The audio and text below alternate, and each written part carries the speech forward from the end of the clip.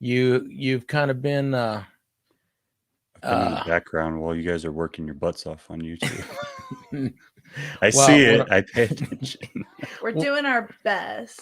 what I'm saying is that you haven't been putting out a lot of material about what's going on in your personal life. So, what's going on? You're in school. Yeah.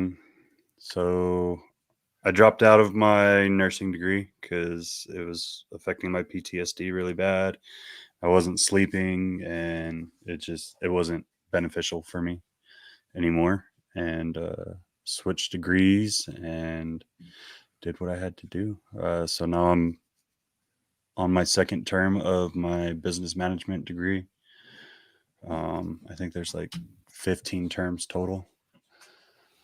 And then So did you have to start over, or some of yeah, your I had to classes start gonna... from square one. I think I only had I had like 5 or 6 classes that transferred over because it was from strictly medical stuff to Right. business. So not as much as I would like to switched over, but there's some stuff. So do you feel good about that?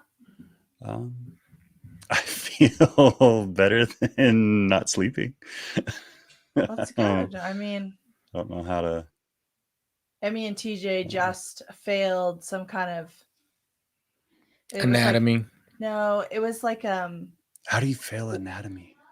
no, it was like prescription mixing, or I don't know, Okay, medication. yeah, I understand. So you had to make an A, and she made like an 83 and he made like an 89, and they were told they had to take it again before they move on.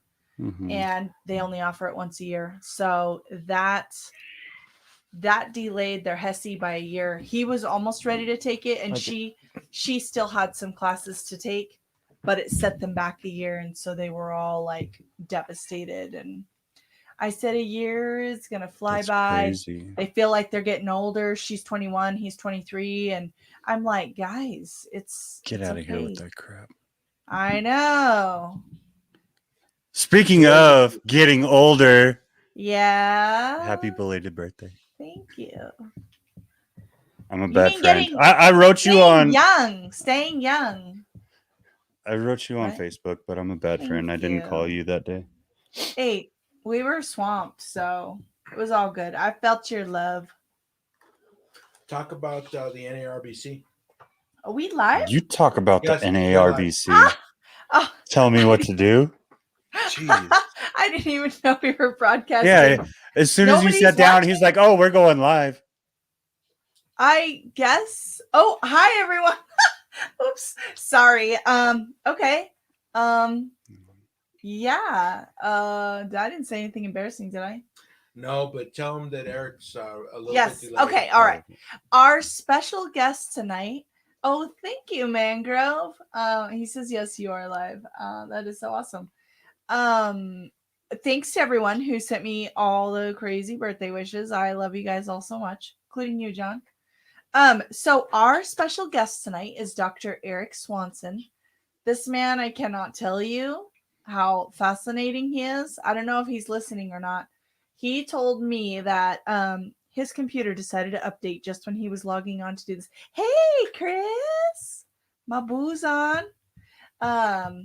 Yes, so the Beast is going to join us momentarily as soon as he finishes scarfing down these 4 burritos I just made.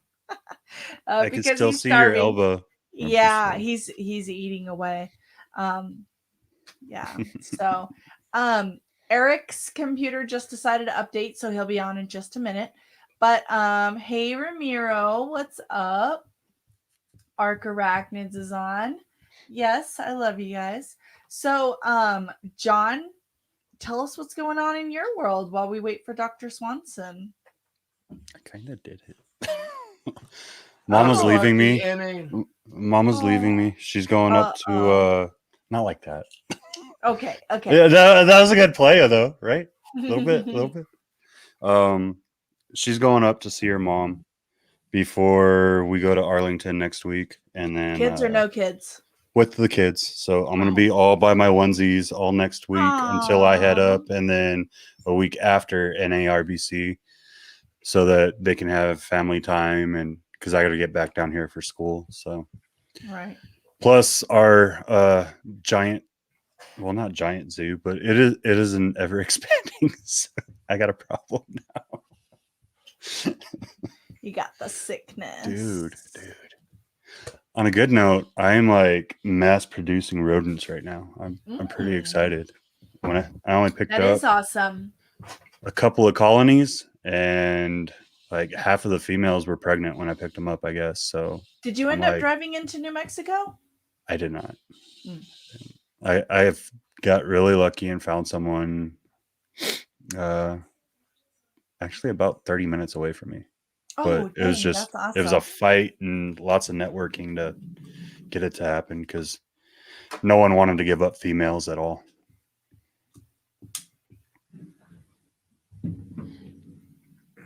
Well, looks like Dr. Swanson is almost ready. I don't know if he can hear us or not.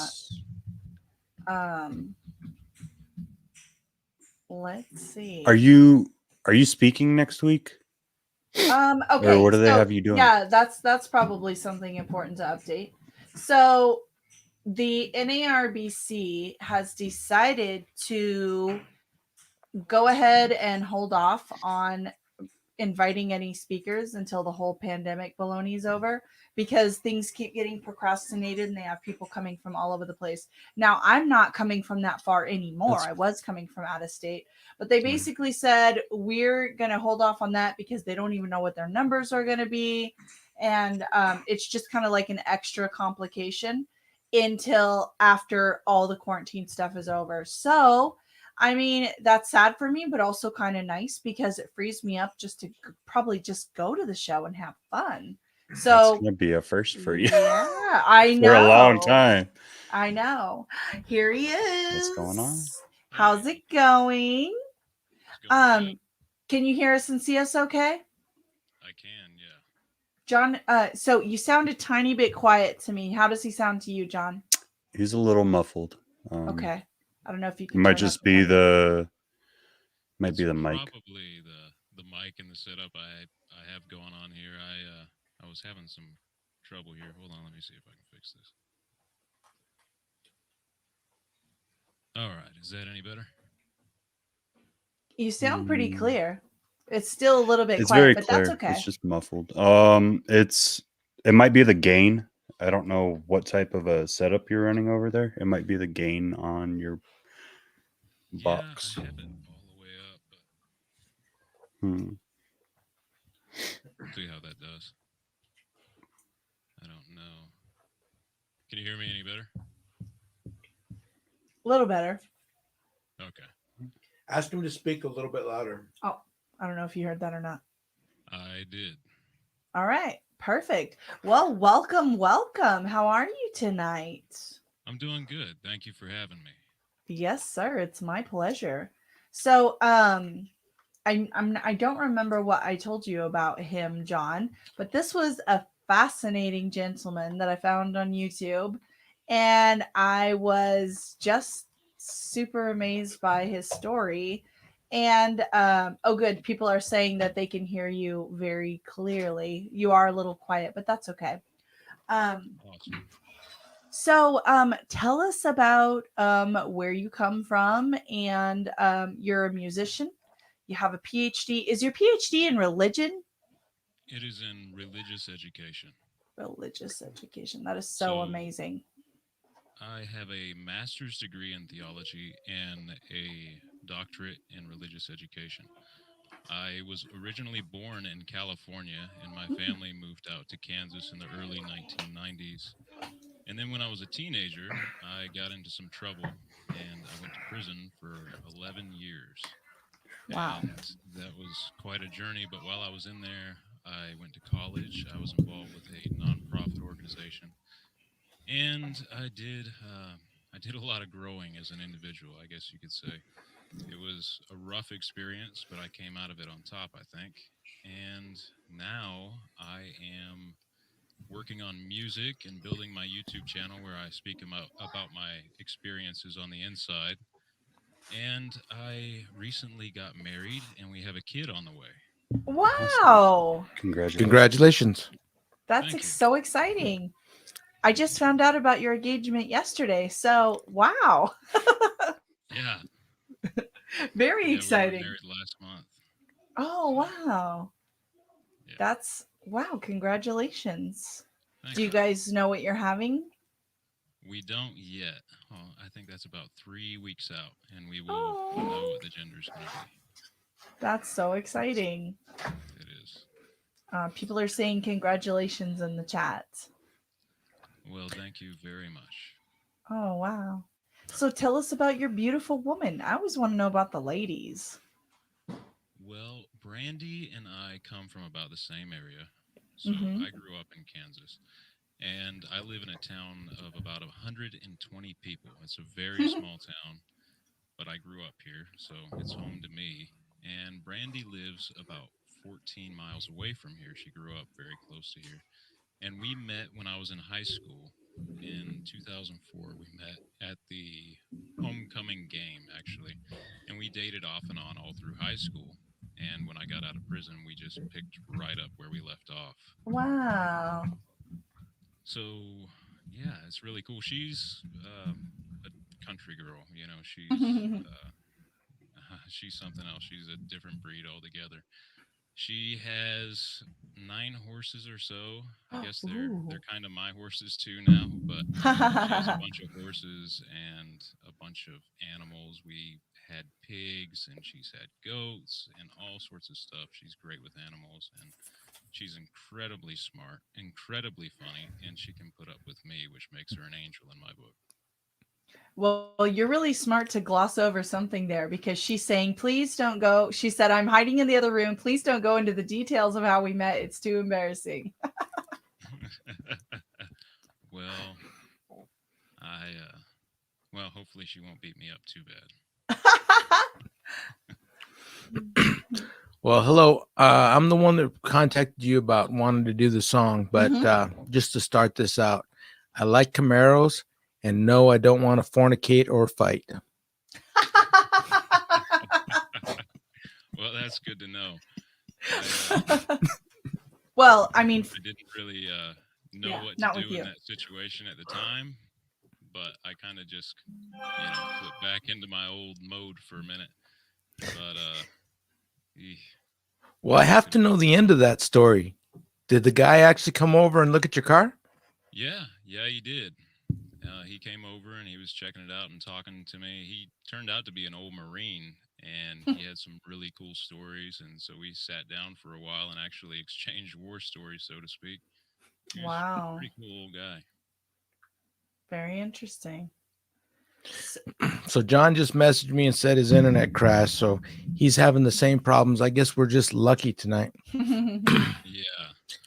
Well, I've had problems with Windows off and on lately with their updates and stuff. And tonight my computer just decided to update at a really, really bad time. Well, luckily I could talk. So, honey, we waited and it was no harm, no foul. Awesome. Well, I am very grateful to be here. Oh, So, you're amazing. We just can't wait to get to know you a little bit more. yes, Dr. Swanson. Right. I edited your name. He had written Eric, and that's bull. So I updated it. I don't know if you can see that. It says Dr. Eric Swanson. Thank you. You have come through amazing today. In the last couple of days at work, there's a lady that's just starting school. She's not exactly young. I'm not going to say how old she is, and she's having a little bit of problems with her college classes. And she's like, I can't do this. And every time somebody tells me that, because it took me 25 years to get my my bachelor's, that's as far as I've gone. And when people tell me that, I think if you really want it, you can get it. And you are a shining example of that. Everything that you've gone through to get that it's an amazing and inspirational story. Well, thank you. I really appreciate that. And your achievement getting a bachelor's, that's nothing to be scoffed at for sure. It's a lot of work. And even though it's a lot of work, it's very, very achievable. If you put your mind to something, there is no limit to what you can achieve. If you set yourself in a direction and say, you know what, I don't care what happens. I am going to do this. You will absolutely do it.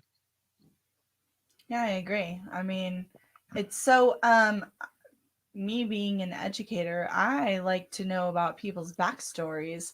So, tell us a little bit. I know you had some rough times there as a kid. Tell us. So, first of all, where were you from in California? Because I grew up in California.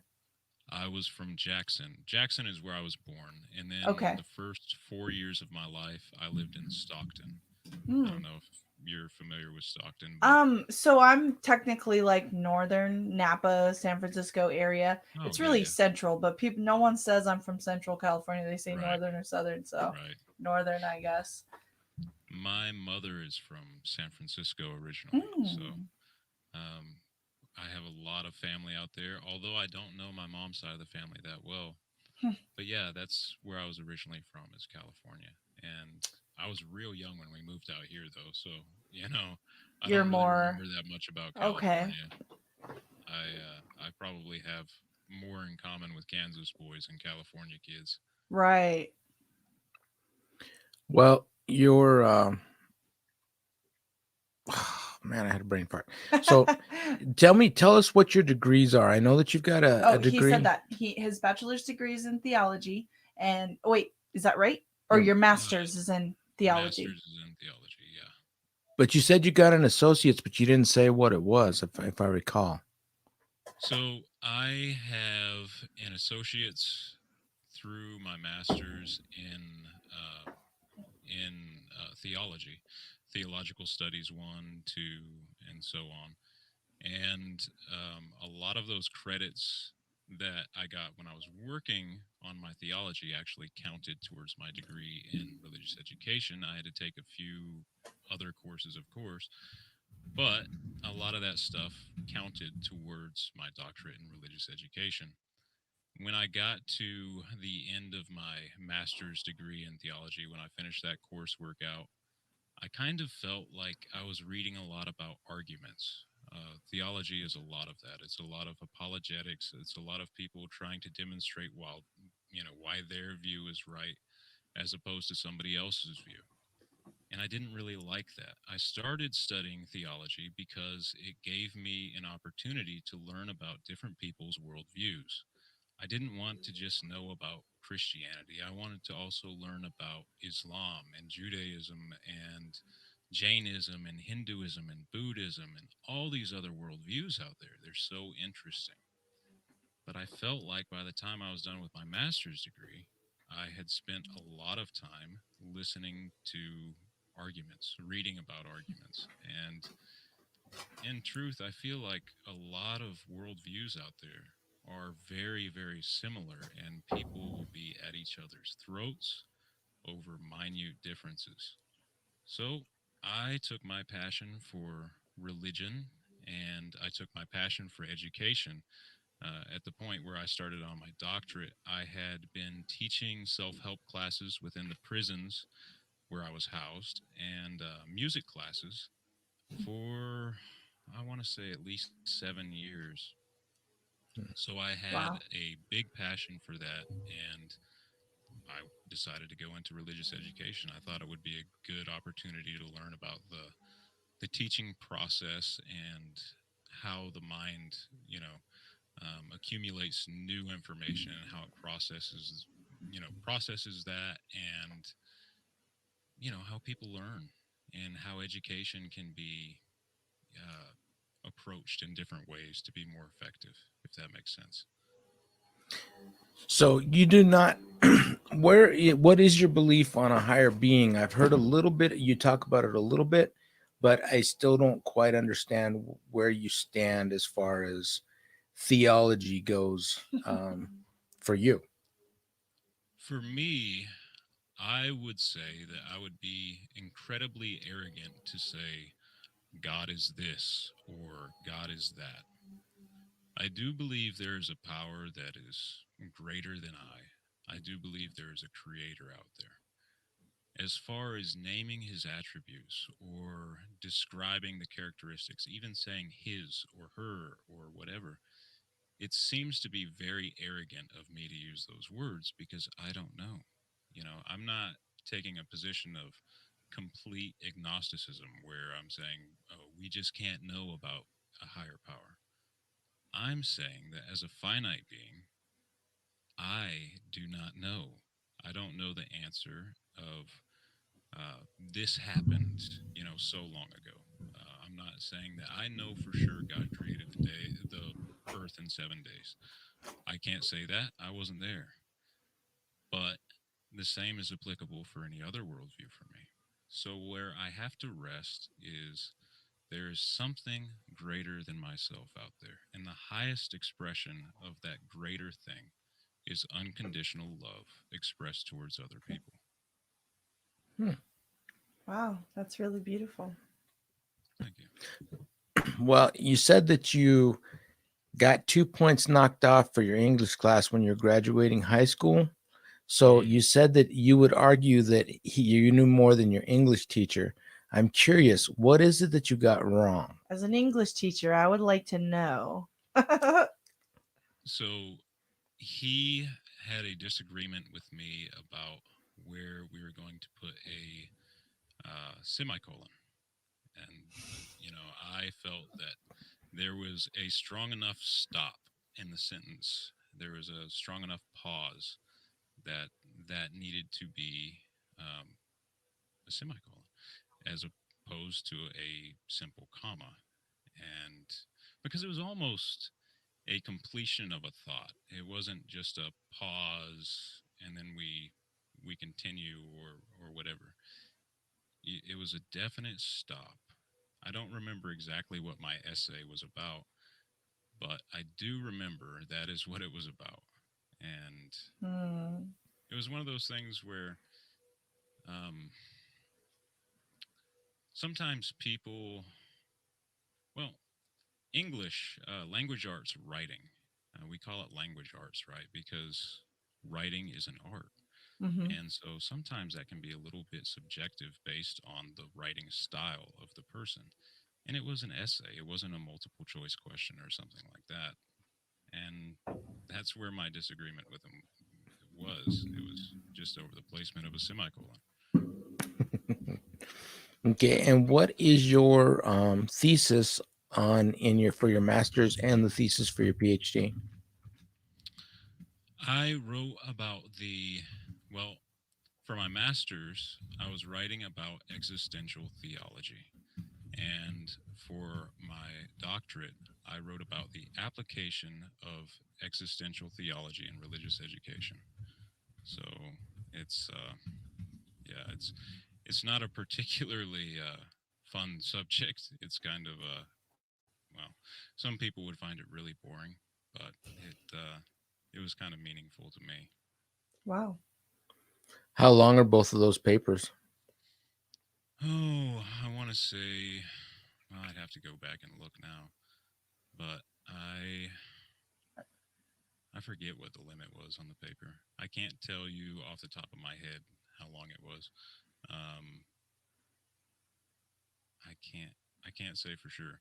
It's long. I can tell you that. It was a stack of paperwork that I banged away on my typewriter in my cell while I was in the hole. Wow. Um, I have it somewhere. Sometime if you're interested, I will. Oh my Bring it up gosh, and yes, read and send it to you. please. I want to read it. My master's thesis was super boring. Did you read it? I He read said it. he read it. I don't know. I don't know. It was how people are getting dumb. Um, Technology. We don't use our brains anymore. Sad. I actually think there's a lot of usefulness to that idea. Um, when I went in to prison, it was 2007. We couldn't just ask Google for Right. whatever when we had a question. And then I got out and everything was different. When I was in prison, I had stacks of books, thick ones. If I wanted to know about something, I had to dig through pages and pages and indexes and tables of contents and try to figure out what I was looking for and where to find it. And now I can just pick up And the learning phone in the and process while you were seeking that information. oh, absolutely. I love books. And sometimes sometimes it helps and hurts to have a poor attention span, because I will be searching for one thing if I'm looking for a book, and I'll see something interesting and I'll spend an hour reading about something that is completely unrelated to what I'm searching for, but I'll learn. So, you know, So you were incarcerated until 2018 or 2019? 2018, yeah. Wow. August 3rd, 2018. So one of my questions, so we plan questions, but then we also just ask things off the cuff, kind of depending on how the conversation goes. So my question to you was, or one of them I planned, um, just to, if you could describe the culture shock that you experienced, kind of missing out on a decade of such phenomenal evolution technologically, culturally, socially.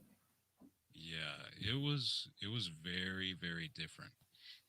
I got out and my buddy Robert picked me up. He was a good friend of mine. He would actually come up and visit me while I was in prison and stuff like that. And he picked me up from the prison, and he had bought me a LG Stylo 3. I had never messed with a smartphone at all. When I went in 2007, I had a little Samsung flip phone from Sprint, and it was a very good phone at the time. And, it was one of the first phones where you could get on the internet and do stuff like that. But it wasn't like we get on the internet with phones now. Mm-hmm. And you had the little tiny screen, and most of the websites back then weren't made for a cell phone to access them, so it was some weird format. But he hands me this Stylo 3 smartphone, and it was tiny. It was like wafer thin, and I'm just sitting there staring at it, like trying to figure out what it was. And he said, tap on it twice. And so I tapped on the screen and it lit up, and I'm like, oh man, I just stepped out into a different world. And we're driving down the road, and he had his phone synced up, via Bluetooth to his car, and he had Google Maps telling him where to go. And all of a sudden, a voice comes over the car speakers, and saying, in 300 feet, turn right, or whatever it was. And I was kind of flipping out a little bit. I'm thinking this is Kit. I'm thinking this car is talking to us. This is crazy. I think when I got arrested, TomTom was out or something like that, and Mm. nobody I knew had one. So I had never been in a car that had GPS going over the speakers or anything like that. But as far as a culture shock, the biggest change was in how people interact. When I got locked up, if you wanted to talk to your friends, you went and you saw your friends. You made time to go see your friends. You'd call them up and say, "Hey, what are you doing? You mind if I come over?" And you'd go hang out with your friends.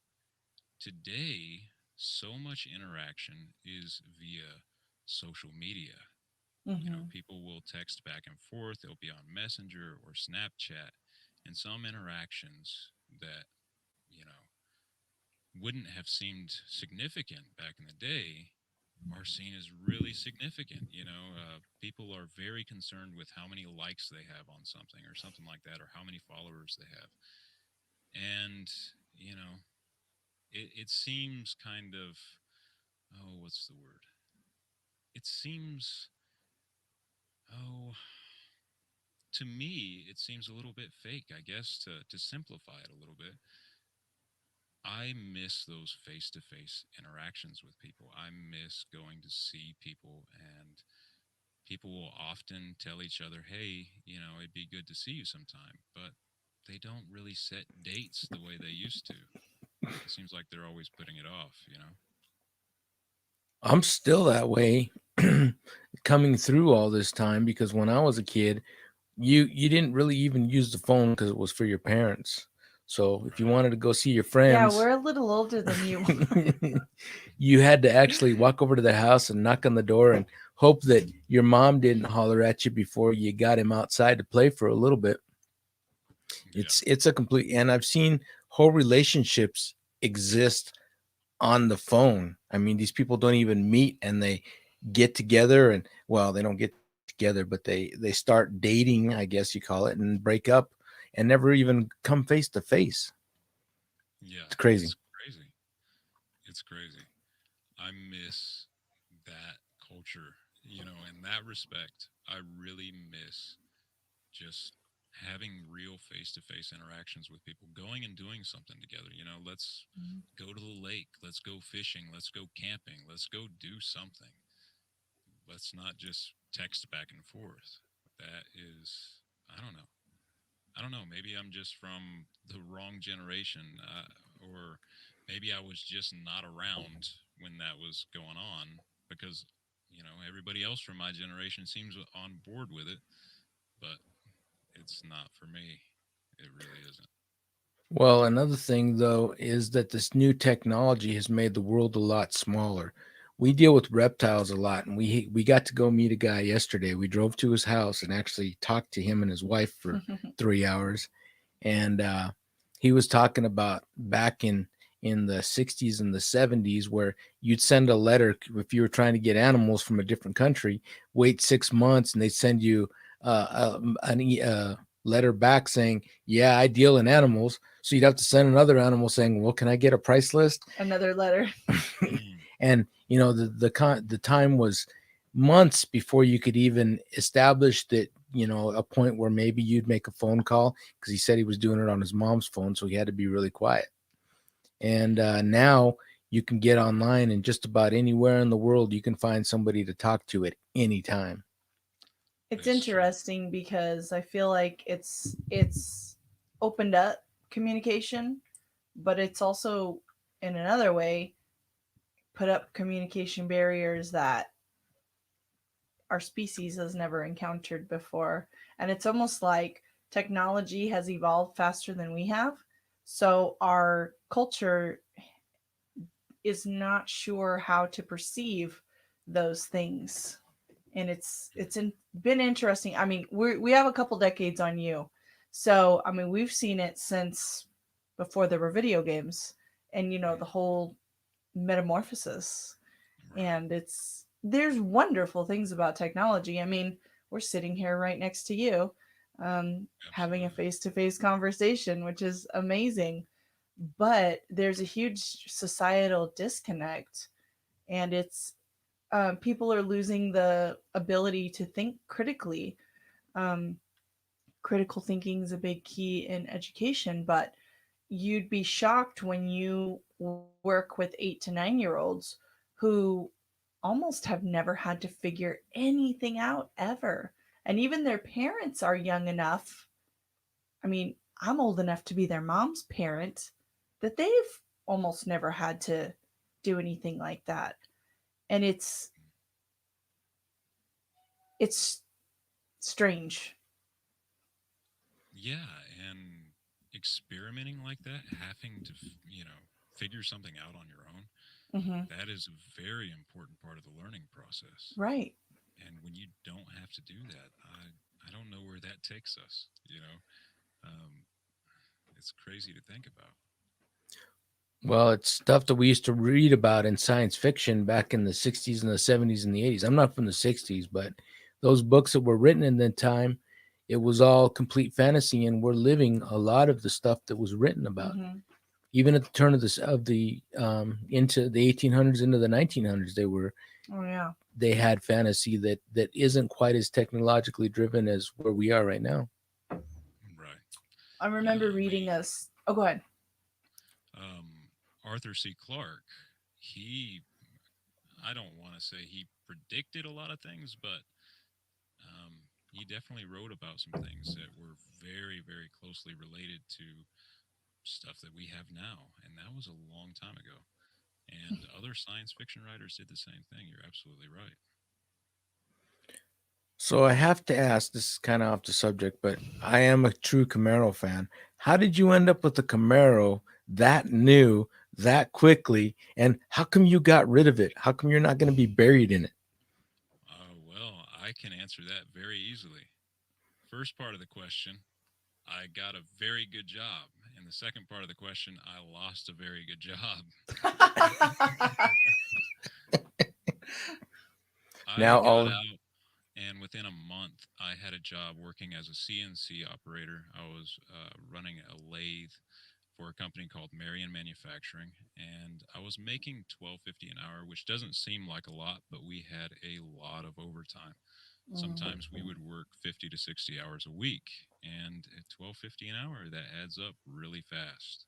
So I didn't have any expenses. I didn't have any debt or anything like that. I didn't have rent I had to pay. So no expenses plus a big paycheck equaled Camaro. Although the Camaro wasn't actually my first choice, I was driving my mother's. I think it was a Chevy. No, it was a Chevy, but it was a Monte Carlo. It was an old beat up Monte Carlo, and I could tell from driving it that it was about to die. And because my mom doesn't have a lot of money, I didn't want to be the person responsible for that car breaking. I wanted to put as few miles on it as possible. So it's October, and I'm riding a bicycle to work because I don't want to drive that Monte Carlo. And we have a snowstorm come through, we have an ice storm come through, and I finally just say, you know what? I got to find a car. I, I I'm gonna find a car this weekend. We had 3 day weekends. We were off Friday through Sunday. So I couldn't find a car, and I couldn't find a car, and I couldn't find a car within my price range. And finally, Sunday, I found one dealership that was still open. I went over there, and the only thing they would finance me on was the Camaro. So I came home with a 2015 Chevy Camaro LT, and it was a convertible, silver. It was a great car. I loved it. well, my dream car is a '67 Camaro, so Really, I love them. that's a nice car too. Camaros are beautiful, man. They're a classic. They'll never die. Well, the F bodies are getting less and less. I heard a story about the Trans Am when they were trying to put it out for 2003 or 2004. They have what's called a box test. They take a 75-pound box and drop it on the hood just to see what it'll do. Mhm. And no matter what they did to that hood, they wouldn't pass it. They just didn't want the cars were just getting to be too high performance, and they didn't want kids out there driving these cars. And but that's neither here nor there. So let's go a little bit back to Deadly Tarantula Girl. You said you love animals. What kinds of I animals do. do you love? I think my favorite animals would have to be dogs. I love dogs. I had dogs in prison, and I have dogs now, and I'm always going to have dogs. Dogs are definitely my favorite animal. What kind of dogs do you have?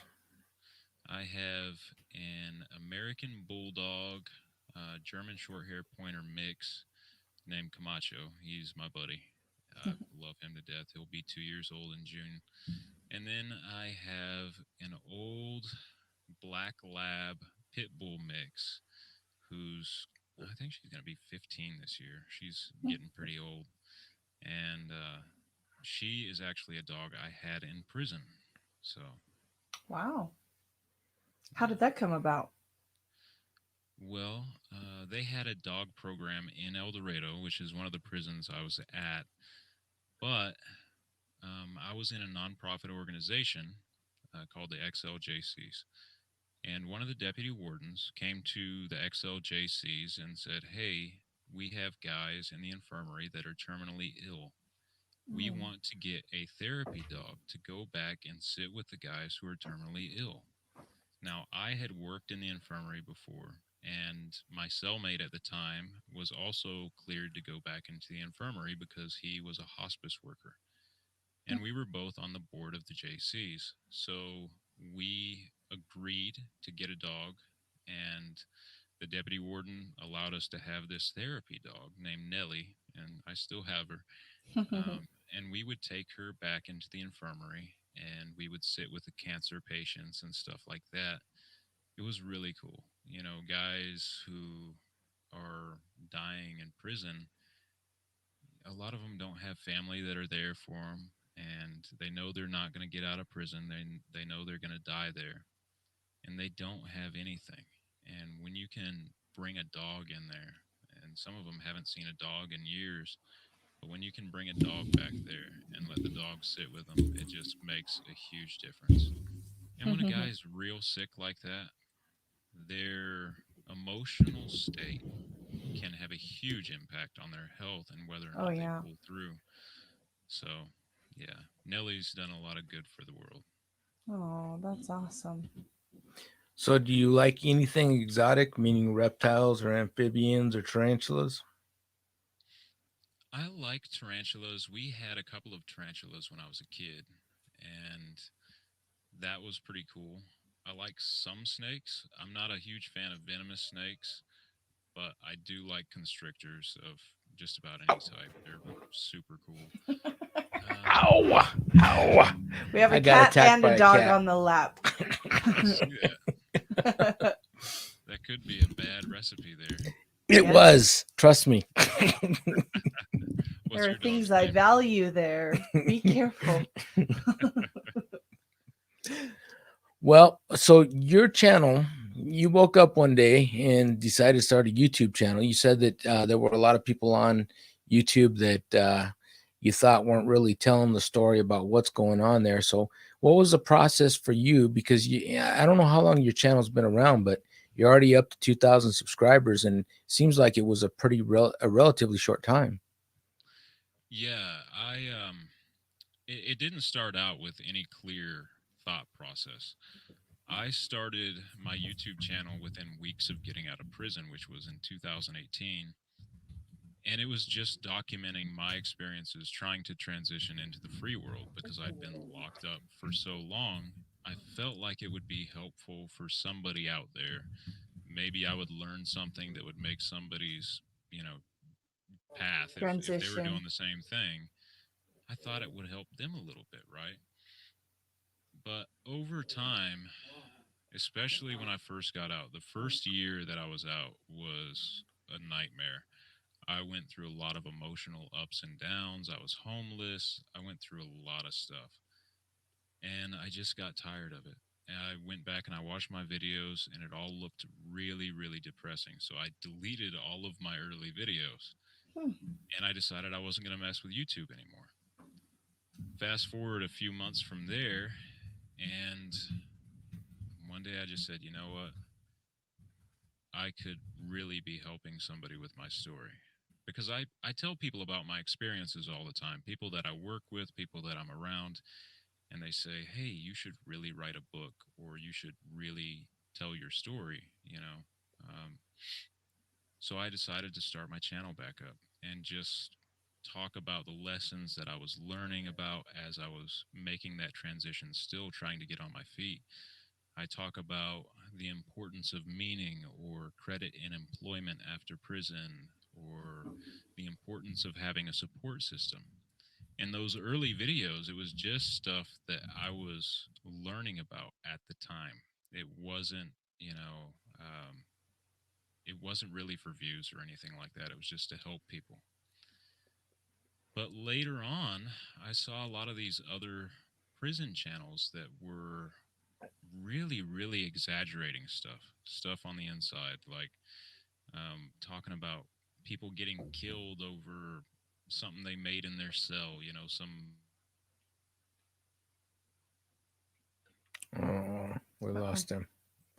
there were some videos that I would see or some channels that I would see, and the people who were, you know, putting up the content were talking about how they saw someone get killed in just about every video that they made. And, you know, it's not like that. People die in prison, people get killed in prison, people get stabbed in prison. That is a fact. But it doesn't happen like that. It's not an everyday thing where people are just dropping like flies. There wouldn't be need for that many prisons if that was the case. There wouldn't be that many inmates around. So I decided to kind of set the record straight a little bit and just tell it how it is. You know, there's a lot of different aspects to prison that you don't really hear about. And I wanted to share that. So Interesting. it sounds like you were a very angry child, which I can relate to. I'm a diabetic, and when I was a teenager, I was very angry because I was so afraid. Um, do you think that getting your master's and your bachelor's and your PhD helped you through that? Are you still very angry but hide it very well? Where do you sit psychologically, in your opinion?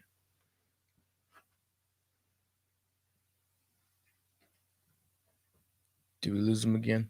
I'm sorry, what was that? Oh, You were cutting out really bad. oh, okay. What I'm saying is that the indications from your stories is that you were very angry as a child. And what I want to know is, did going through school help you with some of that anger, or are you still very angry but just hide it very well? Did your enlightenment change your state of mind? I don't know. Yeah, I mean, I think I heard you right. I don't know if it's my connection or yours. I'm not positive, but um, I wasn't able to hear everything that you heard. But are you asking if my schooling and that experience changed my approach and changed my state of mind while I was in prison? Is that right? Well, and now. Oh yeah, absolutely. Um, I, I could have gone down a very, very different path. Prison doesn't necessarily bring out the best in people. Some guys go in young and they'll get involved in gangs or whatever, and they'll go down a bad road.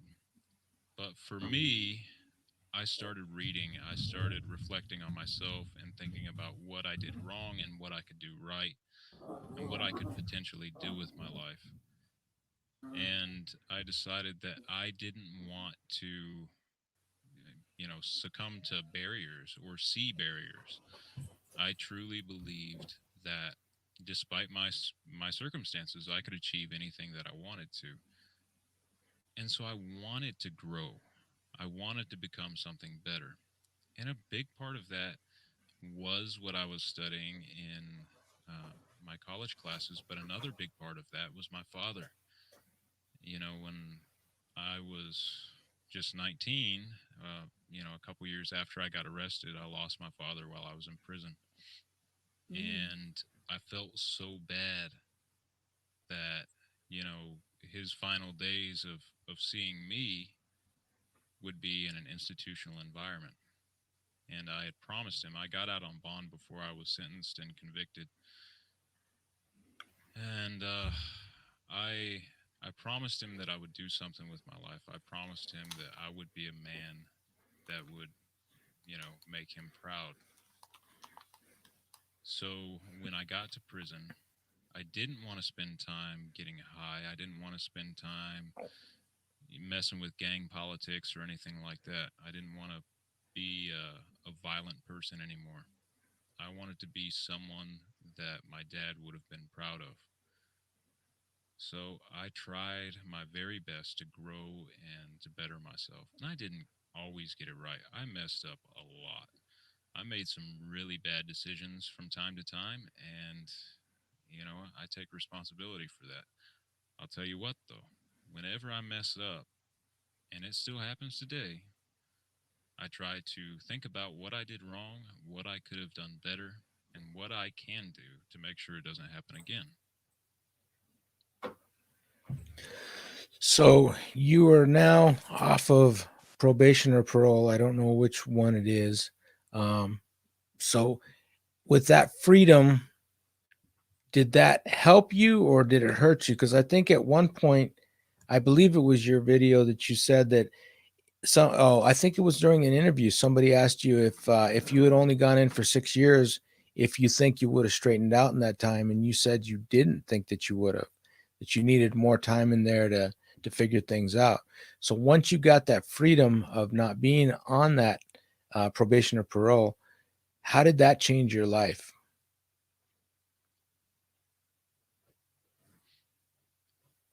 After after I got off parole, not a lot changed for me, except I didn't feel like I was being sabotaged anymore. There are a lot of conditions on parole that seem, they seem a little bit unreasonable. I still, jumped through the hoops and did what I was supposed to do. But there are certain things like staying within a 50-mile radius of my residence and stuff like that that just it seemed kind of dumb. But I didn't really abstain from anything while on parole that, I there wasn't anything on parole that oh, what are the words I'm looking for? I'm sorry, I'm stumbling over words here.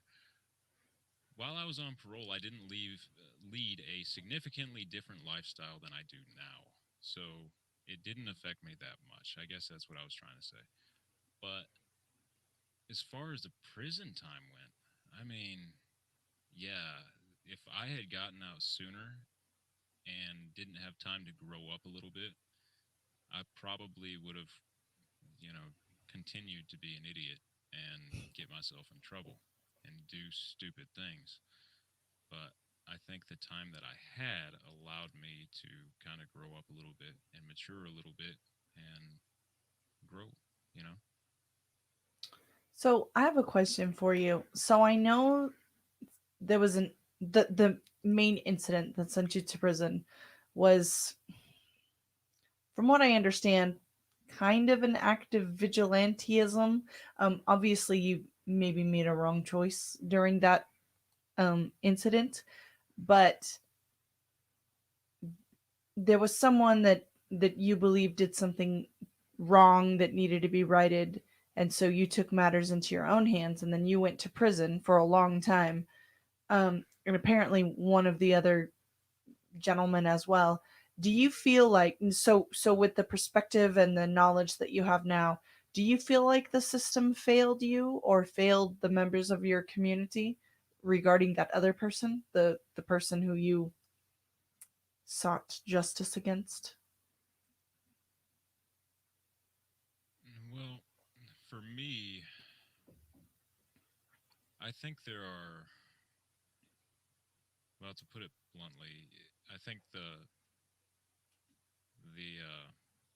criminal justice system or the, you know, uh, law enforcement in the area uh, failed someone. It wasn't me. There was I believed the victim of my crime had molested two little girls, and I took them out in the woods and I beat them up and I shot them, and two other guys were with me when we did this. My two co-defendants. Now, I understand that I can't take the law into my own hands, right? I get that. And I understand that I broke the law by doing that. And I don't, hey, I'm not trying to justify what I did, and I'm not trying to portray myself as a hero or anything like that. I broke the law. And for, every action, good or bad, there are consequences for that. And my consequences were that I went to prison for a long time. However, I would say that where the justice system failed was in the case of those little girls. Um, you know, the cops let a guy go who was uh, who was a pedophile, and they let him go because he was an informant working with the cops at the time. So if the justice system failed anyone, it failed those little girls because you know a guy was let go because he was going after drug dealers. And granted, drugs are bad, right? I mean, sure. This area that I live in has had a problem with methamphetamines for a really long time. I've had friends that have OD'd, people who have gone to prison, and just lives wrecked by methamphetamines. I understand that drugs are bad, and I get that. But placing that as a priority over little girls or anybody else who can't defend themselves, that's kind of messed up, in my opinion. Mm-hmm. I don't like that. Some cold stuff. But on to something a little more fun. Your guitar. Are you a rhythm or a lead guitarist?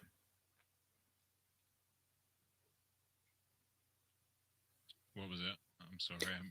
We got a bad connection. Oh, I'm sorry. Are you a rhythm or a lead guitarist?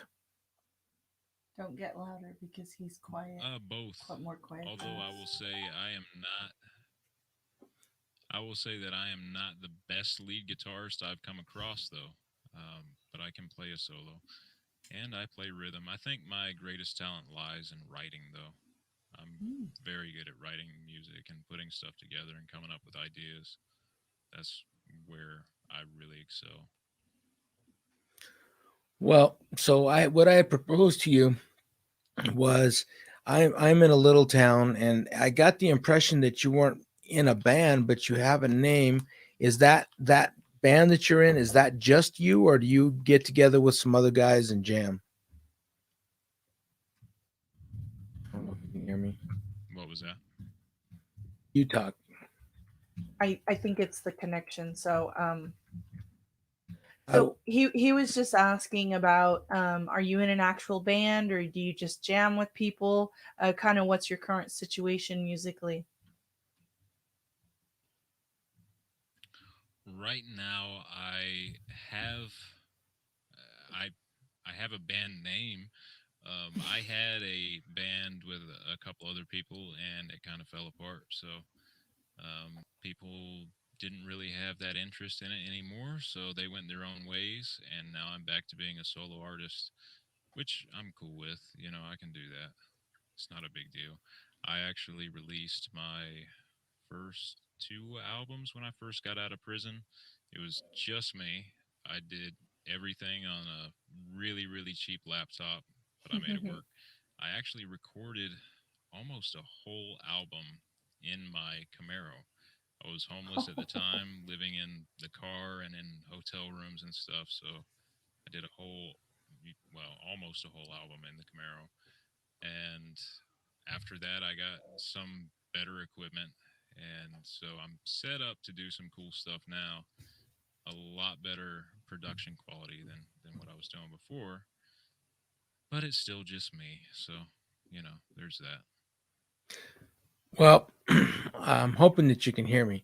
What I'm hoping to do is, like I told you on the messages, is I wanted to do kind of a blues metal type riff and see if I can send you a recording of that and see if you can come up with something. And what I'm hoping is that we can call out some other YouTubers, because Chris Eaton, he does Snakes and the Fat Man podcast. He was a professional guitarist for years out of LA. And then we also know a guy out of England by the name of Danny Damon that plays bass in another band, and their band is still going pretty strong. So what I'm hoping to do is uh, is to try to collaborate with people online, because all I've ever done is I have recorded one album and it never even got finished. We paid all the money for it, and it's just sitting on an external hard drive, and nobody can do anything with it. Um, and I play drums, so I'd like to try I'm not to. musically inclined. I dance. So what I'd like to try to do is try to put a song together, and maybe if we can get some people and get us working together, actually work on several songs. But um, one of the issues that I don't know about is, do we have to have the same type of software, or is it just a WAV file that we can transfer into something else? I don't know those questions, so I'll have to figure that out. Thoughts? Yeah, we could absolutely do that. It's not incredibly hard to do, and it's easy to collaborate on platforms like SoundCloud and stuff like that. You don't necessarily have to have the same type of software.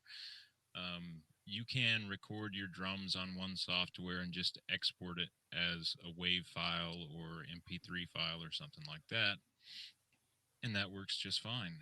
You can then take, let's say you have the riff that you wrote, you could send that to me in a WAV file, and I could take that and import that into my digital audio workshop. I use Reason 11, but it doesn't really matter what I use. I can import that into my DAW and add what I want to add over it. If it's drums, drums can add the same thing. You do the same thing with bass. It doesn't really matter. It's very, very easy to do. But I love blues rock and blues metal and stuff like that. I'm a huge fan of southern rock and bluesy riffs. That stuff's just awesome. So I am definitely on board. So, who are your top three bands? Well, my top three bands, I would have to say Pantera, Lamb of God, and Amon Amarth. Hmm. Well, They're my all whole metal bands, but I love metal. my whole life I've been in bands that the singer always screamed. I had one girl, she sings like an angel, Mm-hmm. and she had a baby, and the band kind of fell apart around the baby. And so I would like to do something that is pretty heavy with, I would prefer to have a female vocalist singing over the top of it. I know that you scream. You said in several videos that your voice was a little sore from doing all that screaming. And I just wonder what your opinion is on that.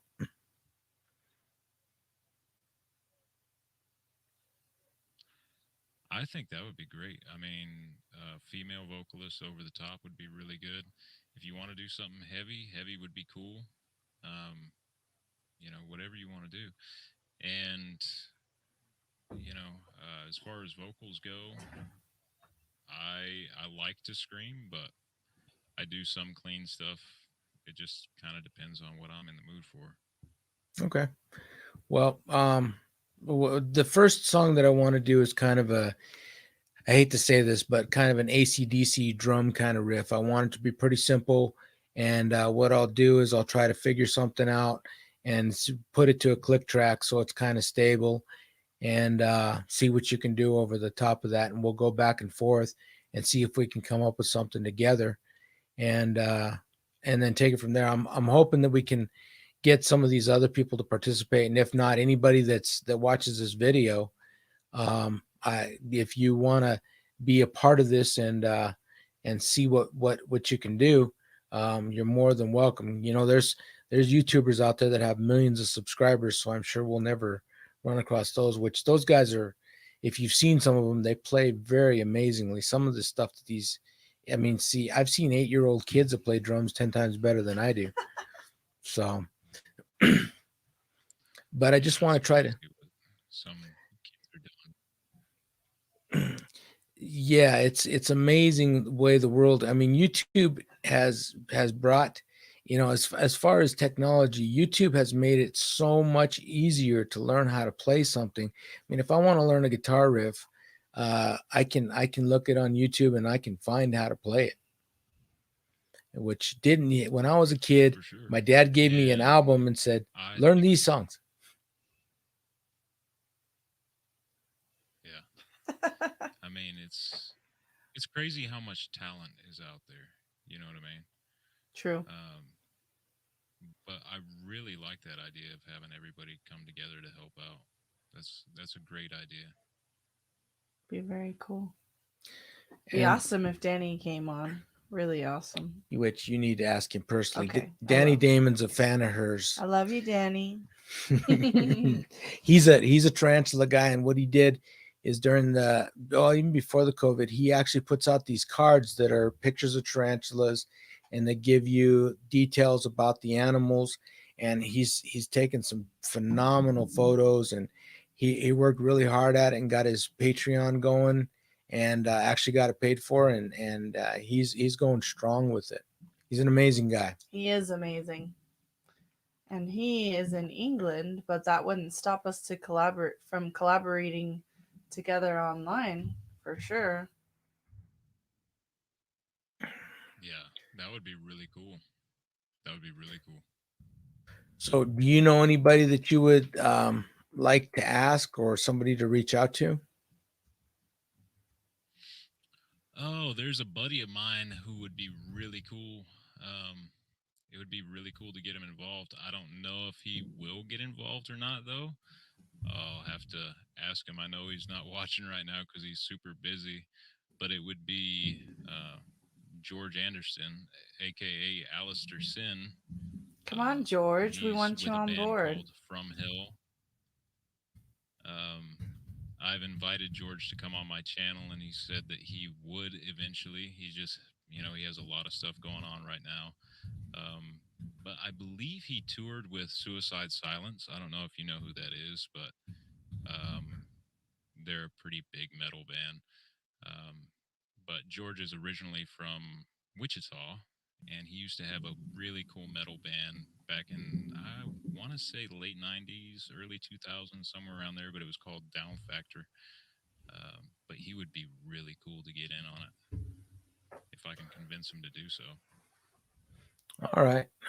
Yeah, like I said, Danny and Chris. I don't know that Chris would even be half interested in this, Are but you still listening, Chris? he's probably got it on mute. I love that man. He's a hell of a guitarist too, and it's not really his style of music, but maybe we can talk him into it. And like I said, anybody that watches this video, if you're interested, you can email us at deadlytransgrill@yahoo.com, and we can talk about it. Is there anything that you want to say to the people that are watching this about your channel? Yeah, tell us about that.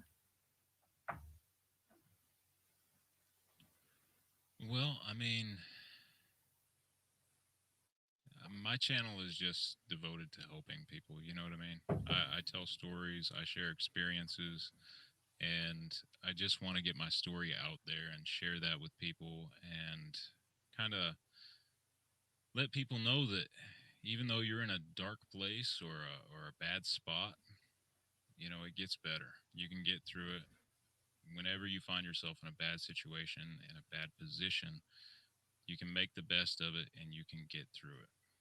You do have the strength. You just have to believe in yourself and believe in your ability to overcome.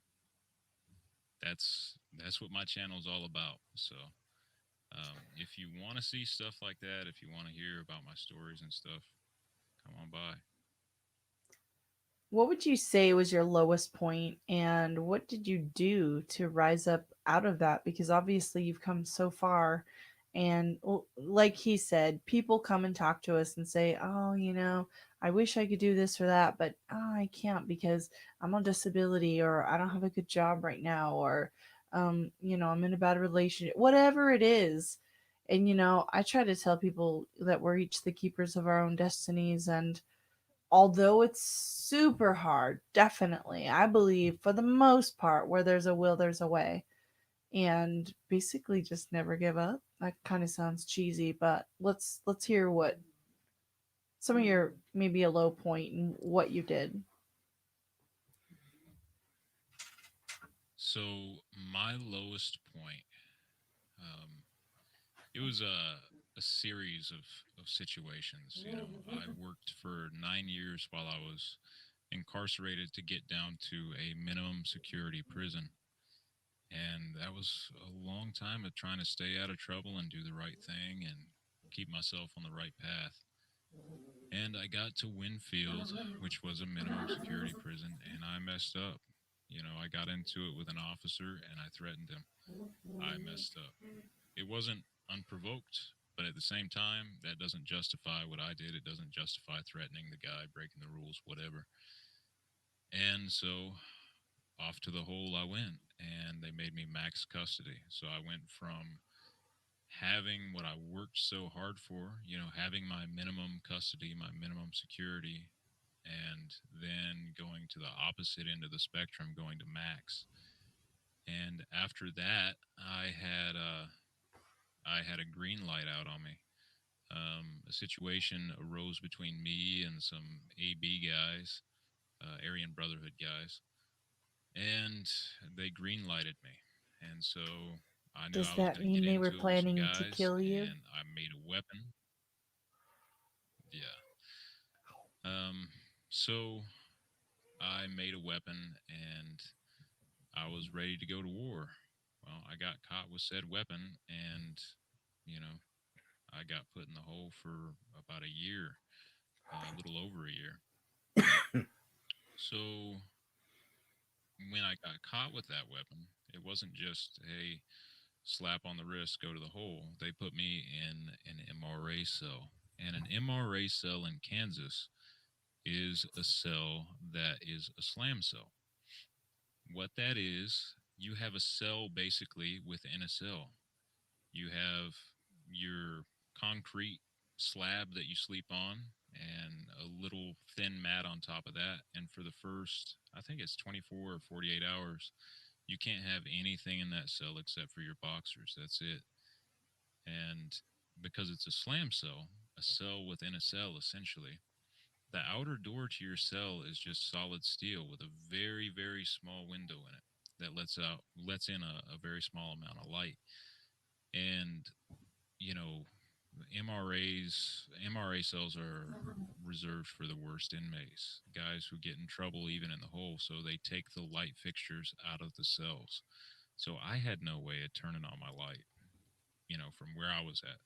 There was a light at the very entrance of the cell, but only someone who was in that outer section of the cell, just inside the slam door, could turn that on. So the officer would come in and turn the light on briefly and give me my meal. And a little bit later, when he came and picked up my meal, he would shut off the light. So it was dark. It was cold. It would have been early April, and no blankets. Just in there in my underwear. It was cold, dark, lonely, horrible situation, and I had lost everything that I worked for, and that sucked. That really sucked. And when I got off MRA, I was in the hole under investigation over that weapon for a year. They didn't know what I was planning on using that weapon for because of the thing in Winfield. They thought maybe I was going to go after a staff member. So, yeah, I was in a 6x8 cell. Even after I got off MRA, I was in a 6x8 for a year. And that does weird stuff to your mind. You find yourself having these crazy routines and stuff that you do to try to hold on to some little bit of sanity. But I was tired of being in the hole, and I was tired of being in that situation. So I went on hunger strike. And in, I believe it was May, um, it might have been a little bit later, but I went on hunger strike, and I went like 15 days in the month of May without eating. And that was rough. My body felt horrible. My mind felt horrible. And finally, I just decided that I was going to get through it one way or another. And I started concentrating on my schoolwork, and I started working on staying in shape. I set up a structure for myself. So I would work out for an hour, and then I would stretch for an hour, and then I would read a book, or I would study some of my college material. My time was very structured throughout the day. So I was constantly doing something that was going to better me in some, shape or form. I was going to better myself in some shape or form. I could not control the situation I was in. I couldn't get him to let me out. I tried going on hunger strike. That didn't accomplish anything except for tearing up my own body. You know, there were so many aspects of that sucked. Losing my minimum custody, uh, being put in the MRA cell, being in segregation. But I couldn't blame anybody but myself, and I couldn't do anything about it. All I could do was make the best of it. So, what do you do when you have a lot of free time on your hands? Well, for me, it was get fit, read some books, educate myself a little bit, talk to my neighbors, make some friends, have a few laughs. That's what I did. I tried to make something out of it. Wow. So I got to ask you, through all of your videos, you seem to have a very, very strong aversion towards prison food. What was the first thing that you were craving when you got out? I got a double quarter pounder with cheese. Yeah, McDonald's. Yep, How that was was it? the first thing. It was delicious. It was beautiful. Like, yeah, I I didn't know whether I wanted to eat that sandwich or kiss it. It was just a thing of complete and utter beauty. Speaking of kissing, so you said that this woman, your wife, that you either said you knew each other or you were in a relationship before. So Yep. what was it like? So I was thinking like getting back into the dating world. I don't know if she was the first person that you got together with, but just what was it like? I mean, we don't need all the nitty gritty, but just kind of like being back in the world around people and being back in a relationship or attempting to pursue a relationship. Oh, Brandy's confirming that burgers are definitely your favorite food. Quit, Bella, quit. Yeah. Tell us about that process. Well, I had been writing a woman while I was in prison, and she had come up to visit me and stuff like that. And then when I got out, you know, I she didn't want to, come and visit me or anything like that. She was going to, we were supposed to have this life together, and that is Mm, not what it turned out to be. She ended up having a couple of boyfriends in addition to me, which, you know, that didn't fly. But while I was in the process of discovering this, Brandy and I had been hanging out and talking and stuff because we had always been really good friends.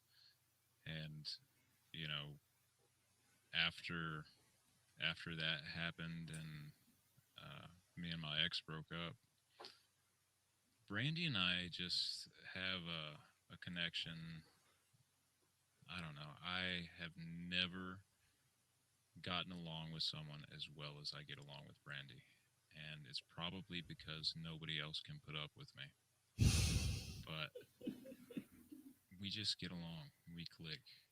And being around her feels as natural as breathing for me. So it didn't feel strange to be around Brandy. It didn't feel strange to be in a relationship. Although I've always been kind of apprehensive of relationships since I've been out because I don't trust people and I'm not emotionally available sometimes, and that makes it hard for people to be in a relationship. Um,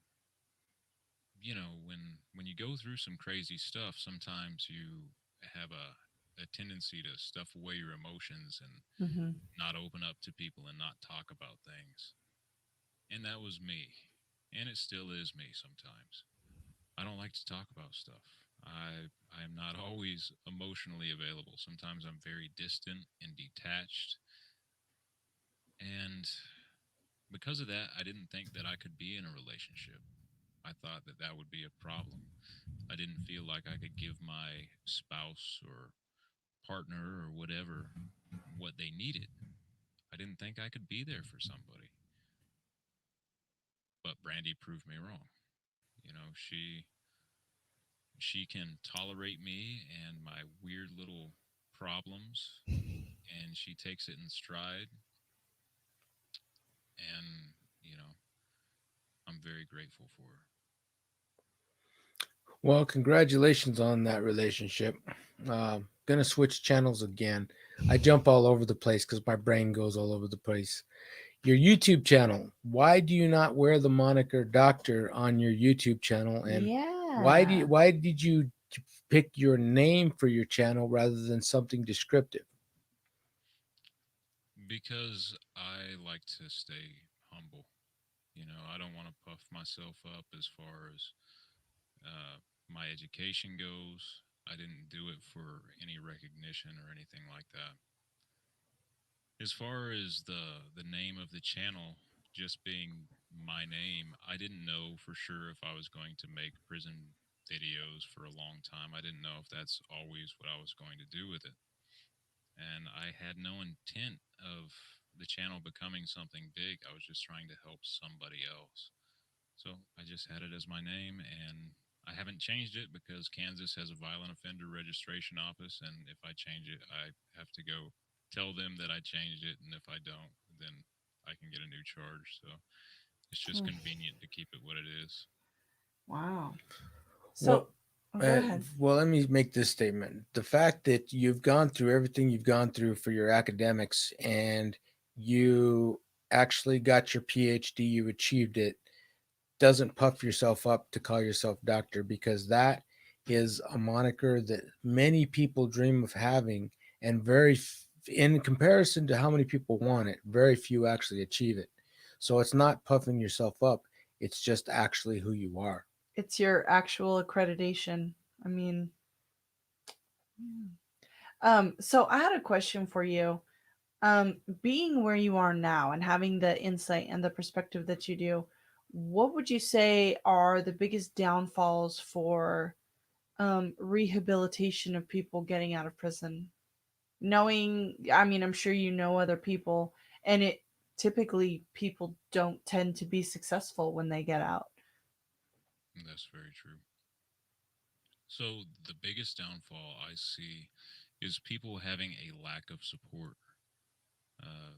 People get out of prison and they feel ostracized, and they surround themselves with the wrong kind of people.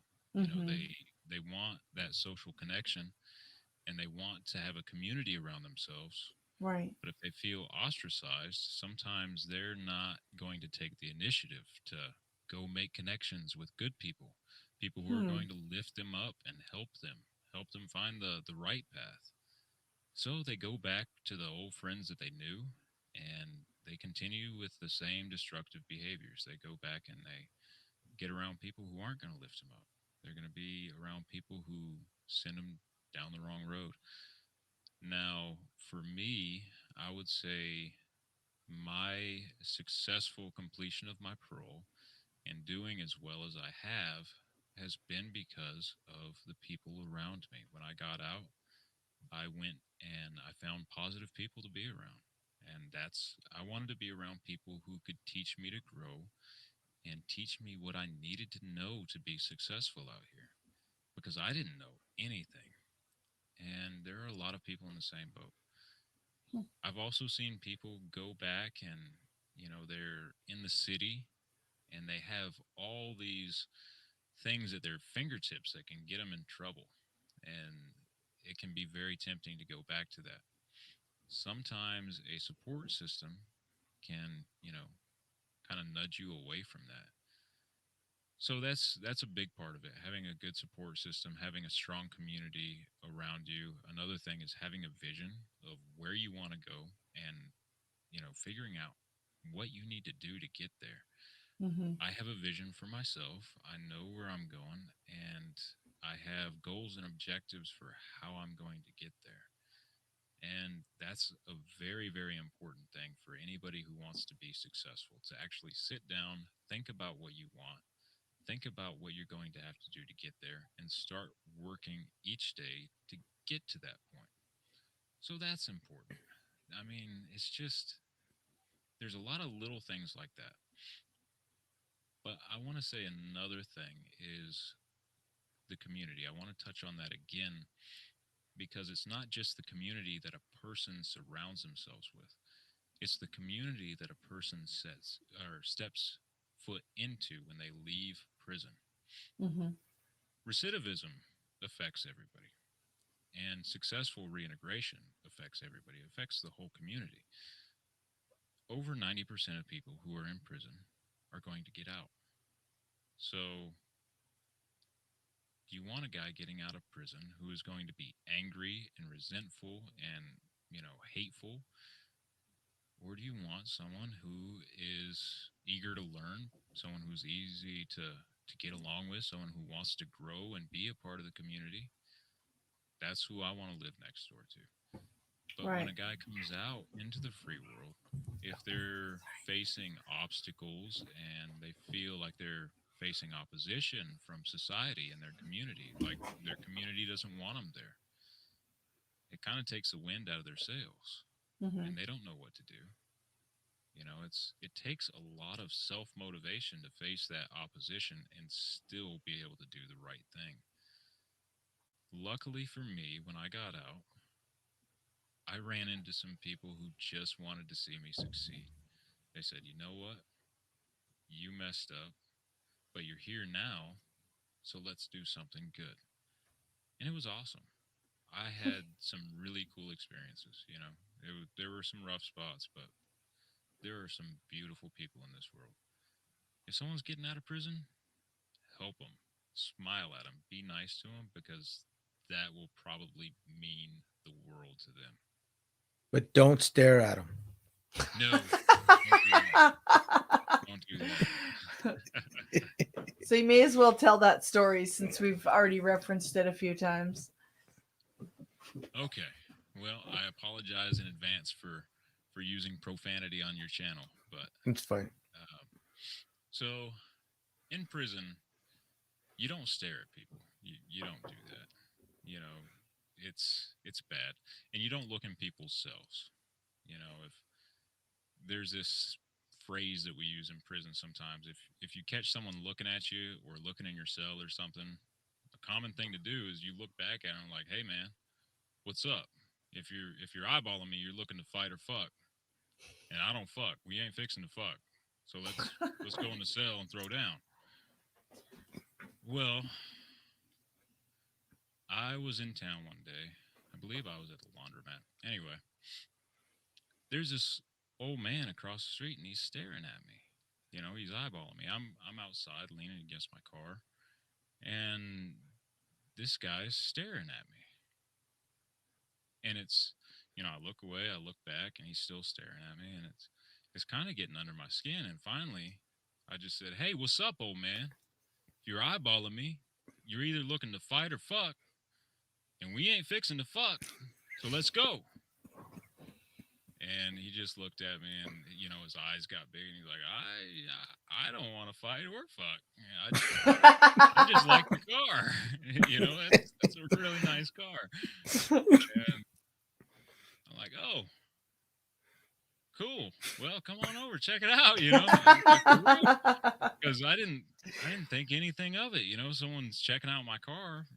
Well, yeah, cool. Come on over. Check it out.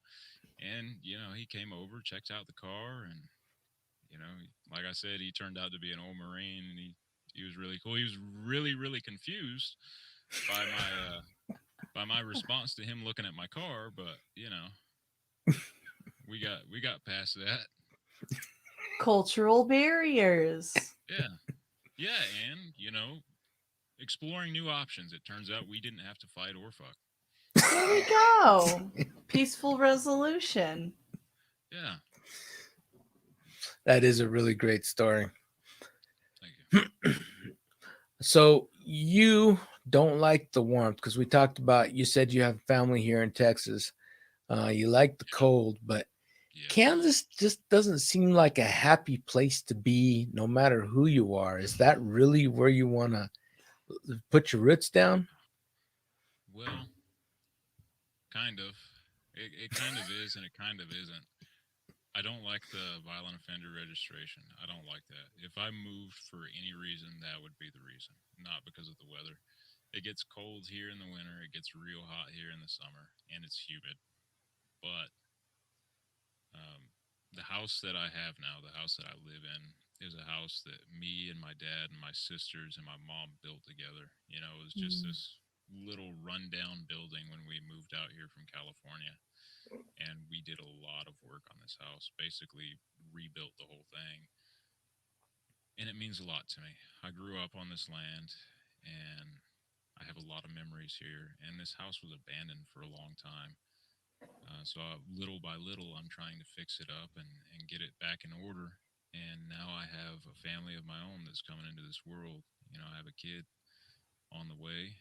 And, just to think of, uh,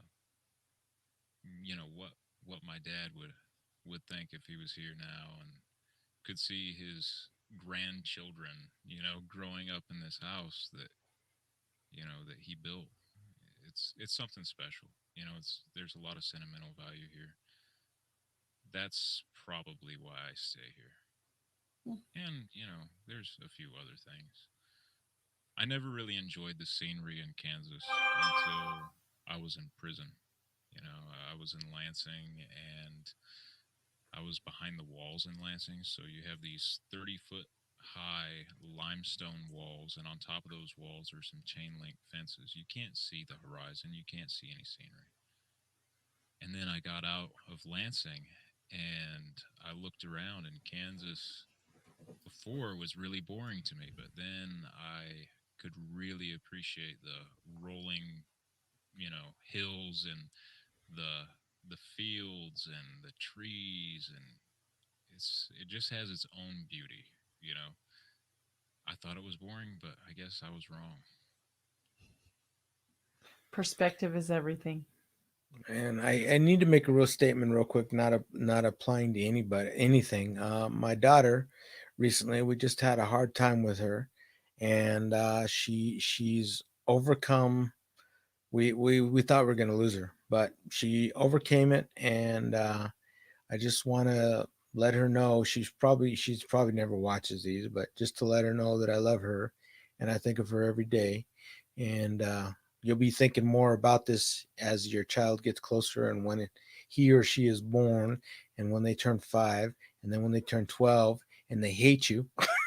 And then they turn 25 and they still hate you. And then they turn 30 and realize that you weren't as dumb as they thought you were. Hopefully.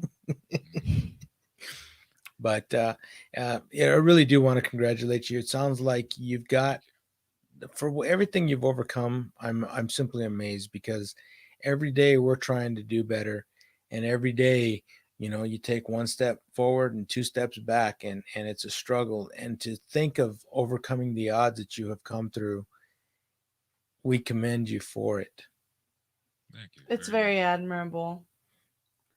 So what do you see in your future? What are your plans? Well, I didn't really expect my YouTube channel to take off the way it did. It's still not huge, but I'm cool with that. But what I would really like to do, now that I have this platform and people are hearing what I'm saying, I want to set up a program to help guys that are coming out of prison. That is something that I feel really passionately about. I want to set up a mentorship program where guys who are getting out of prison can be paired up with guys who have completed their parole and their programs successfully, and help them find housing and employment and put them on a good path. Wow. That's where my heart's at. I also want to pursue my music, but right now I really want to help people, and I really, really want to be here with my family. That's I am very in love with a woman in another room, not so far away, and Who is refusing to make an appearance even for a moment? I told her in the chat to come on, and she was like, no. that's okay. She hasn't been feeling great lately, so the morning/all-day sickness has not been kind to her. Been there. But going from a environment that is Oh, she's coming. There she is. you came for the Pepto-Bismol? Yeah. Oh. She came. Oh, well, I thought she was coming to see me, but that's okay. I think I need to unplug my headphones so she can hear. Yeah. It's not work, is it? No. I'm sorry that I keep looking at my phone, but I'm on call, and I just want to make sure they're not calling me in. So if you see me looking at my phone, that's what it's about. Oh, it's okay. Oh, you're on those headphones. Yeah, I'm on. Oh, okay. I'm listening. So can she hear me right now? Yeah. Yeah, she can hear you. Okay. Well, would you like to share all the right, mic? swig that Pepto, girl.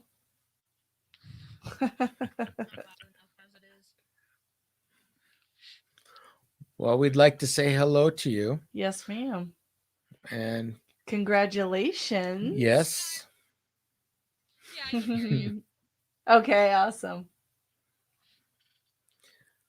So, what is the hardest thing that you've had to overcome with all this through his experiences? What? It's out.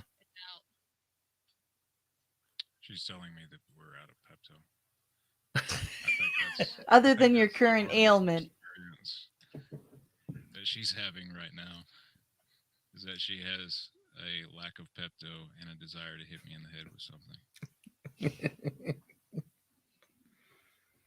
He's a stubborn pain in my ass that is very pig-headed.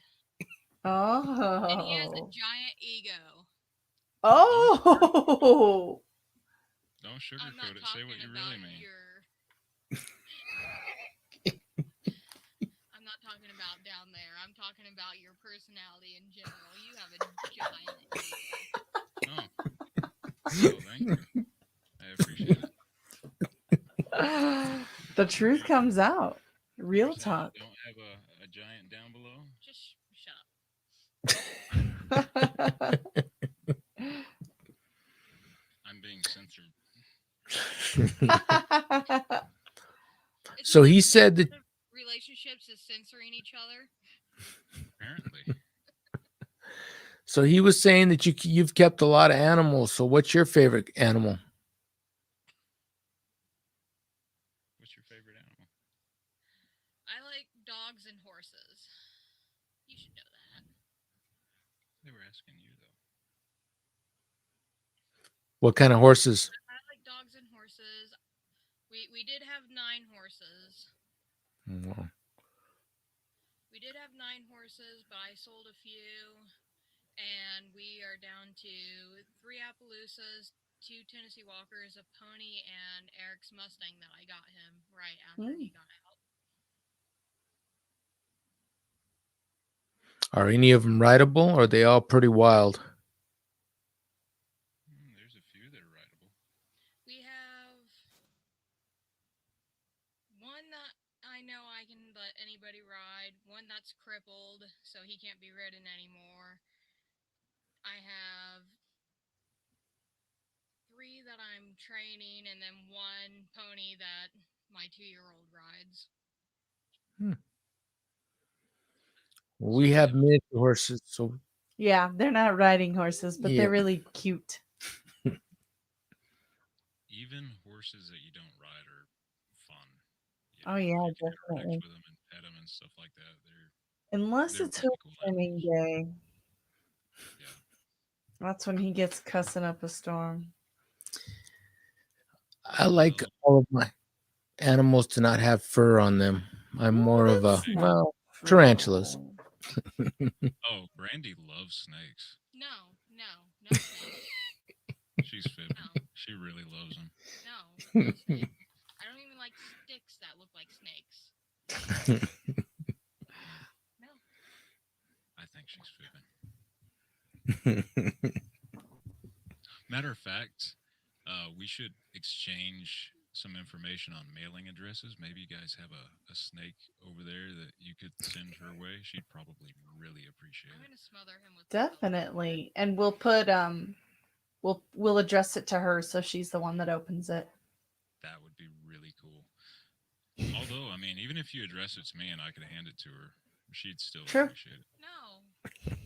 You can send us a tarantula. I would really appreciate that. Yeah, tarantulas are cool. We can probably work something out on that. We got to get our season going to see if we can get some animals produced. We'll see what we can work out on that. And with snakes, you always have to answer the question first. Would you like it venomous or non-venomous? True. I prefer non-venomous snakes. I don't like messing with venomous snakes. Not at all. It's not for most people, and that's a wise choice. Well, I have this thing where I don't really go to doctors, so messing with venomous snakes and having an aversion for doctors probably doesn't go together, especially when you have bad luck with snakes like me. Like, I mess with snakes, so, I have no problem with that, but they always bite me, so I don't know if I smell good or taste good or what, but snakes You always must. bite me. Reptiles in general. I had an iguana before that used to bite me all the time, and it's whatever. But with that sort of luck, it's probably best to not play with a copperhead or a rattlesnake or something like that. Agreed. Yeah, we've heard some crazy stories recently about different bites that were rather exotic and unusual. So Yeah. if you get bit a lot, you don't want to get bit by a venomous snake. I had a friend get bit by a king cobra, and that was a little bit scary. I went over there to watch him die, and he didn't. So I was kind of happy about that. Right. Yeah. Well, that's something I wouldn't mess with. I mean, king cobras look mean.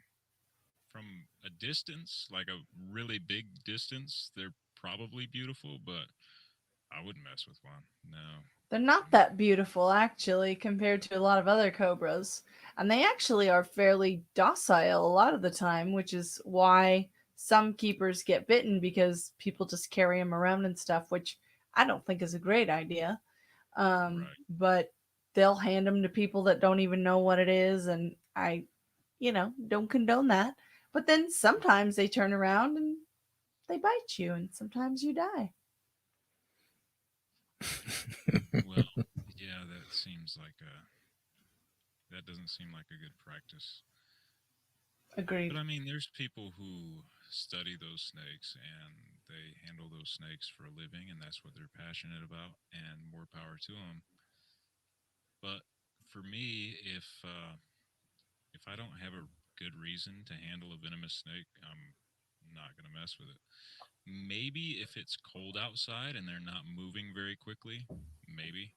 But if it's hot out and they're agitated and don't want to be messed with, I'm not messing with them. No. It's a good rule of thumb.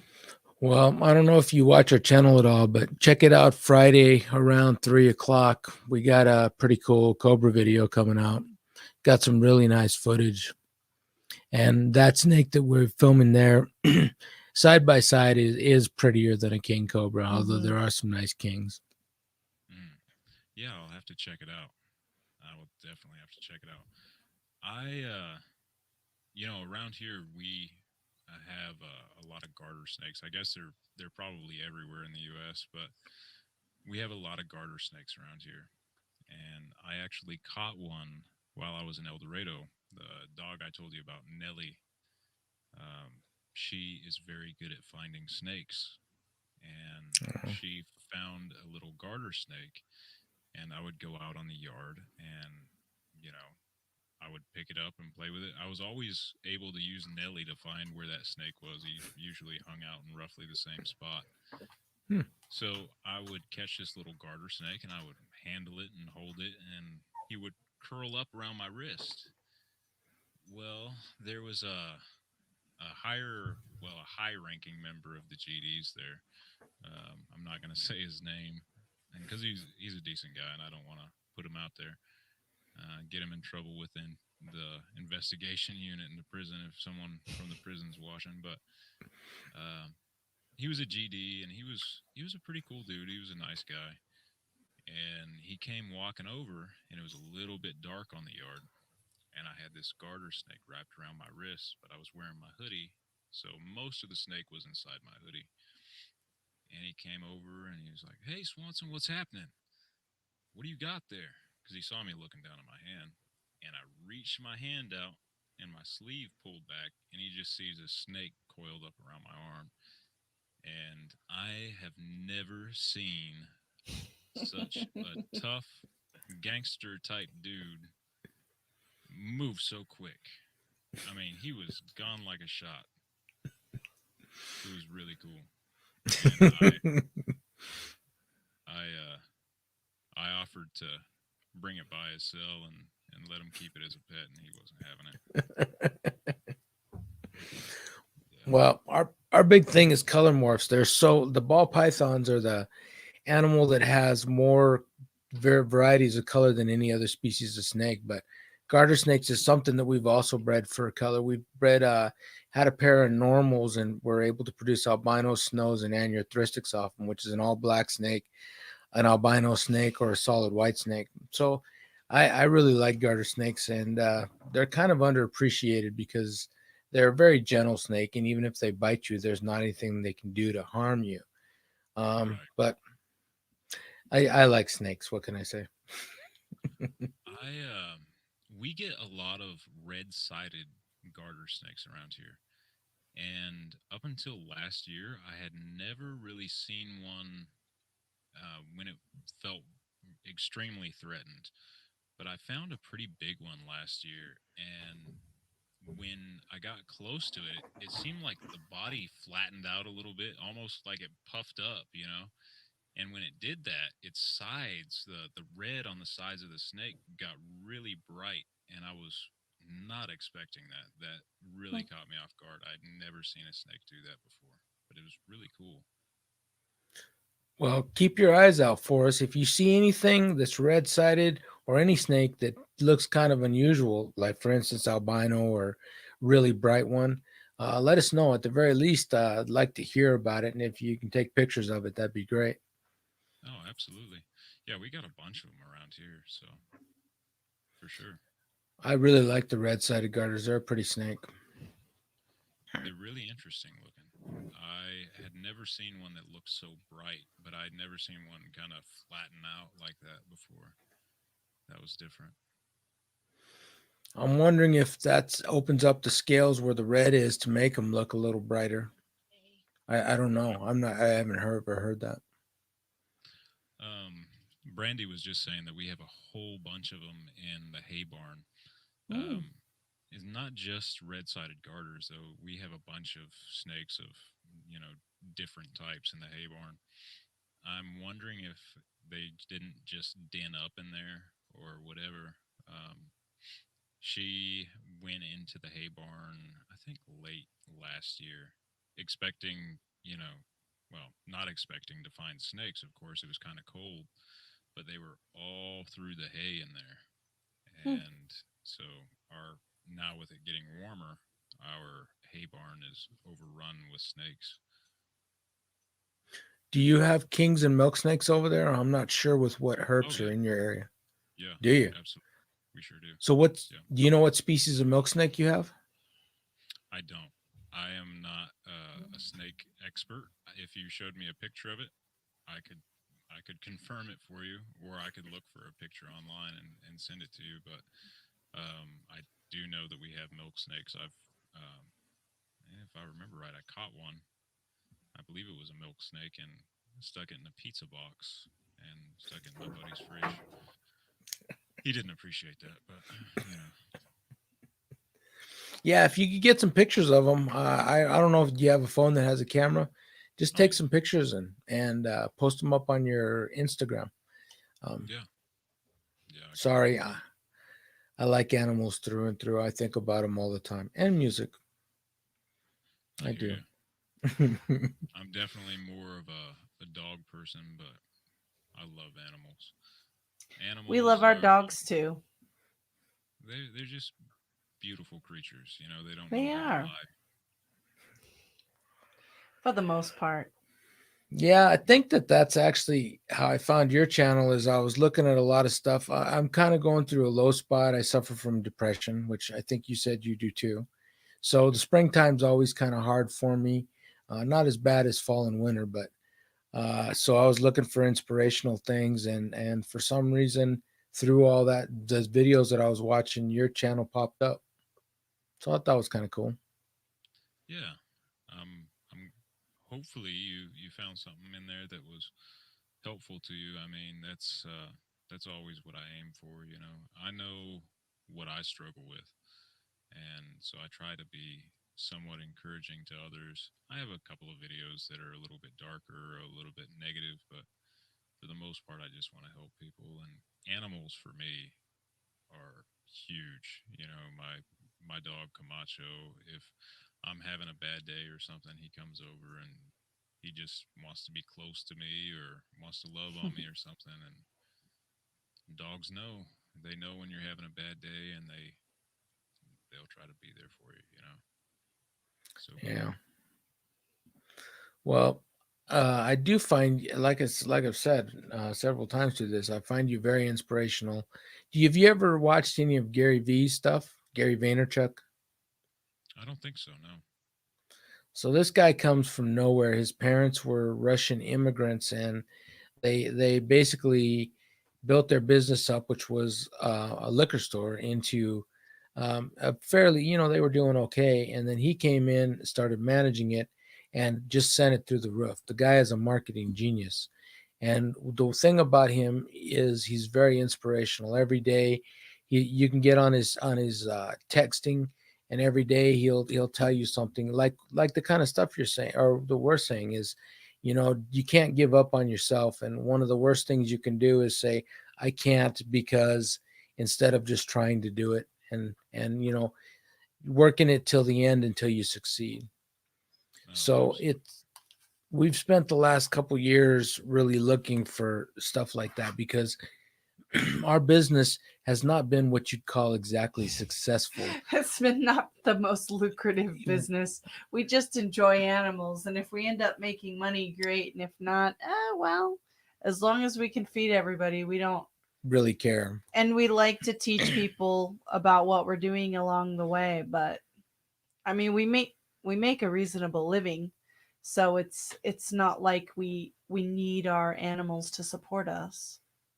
Right. Well, and that's the key, I think, is to find something that you're passionate about and to pursue it. That's how I feel about my YouTube channel. It's how I feel about my music. I might not make a bunch of money at it, but I enjoy doing it. It's something I'm passionate about, and I'm going to do it either way. So, it's just one of those things. If it takes off and I do make money off of it, cool. If not, cool. I'm good with it either way. But it's fascinating that you guys are able to work with animals and do something that you love. How did you guys get into that?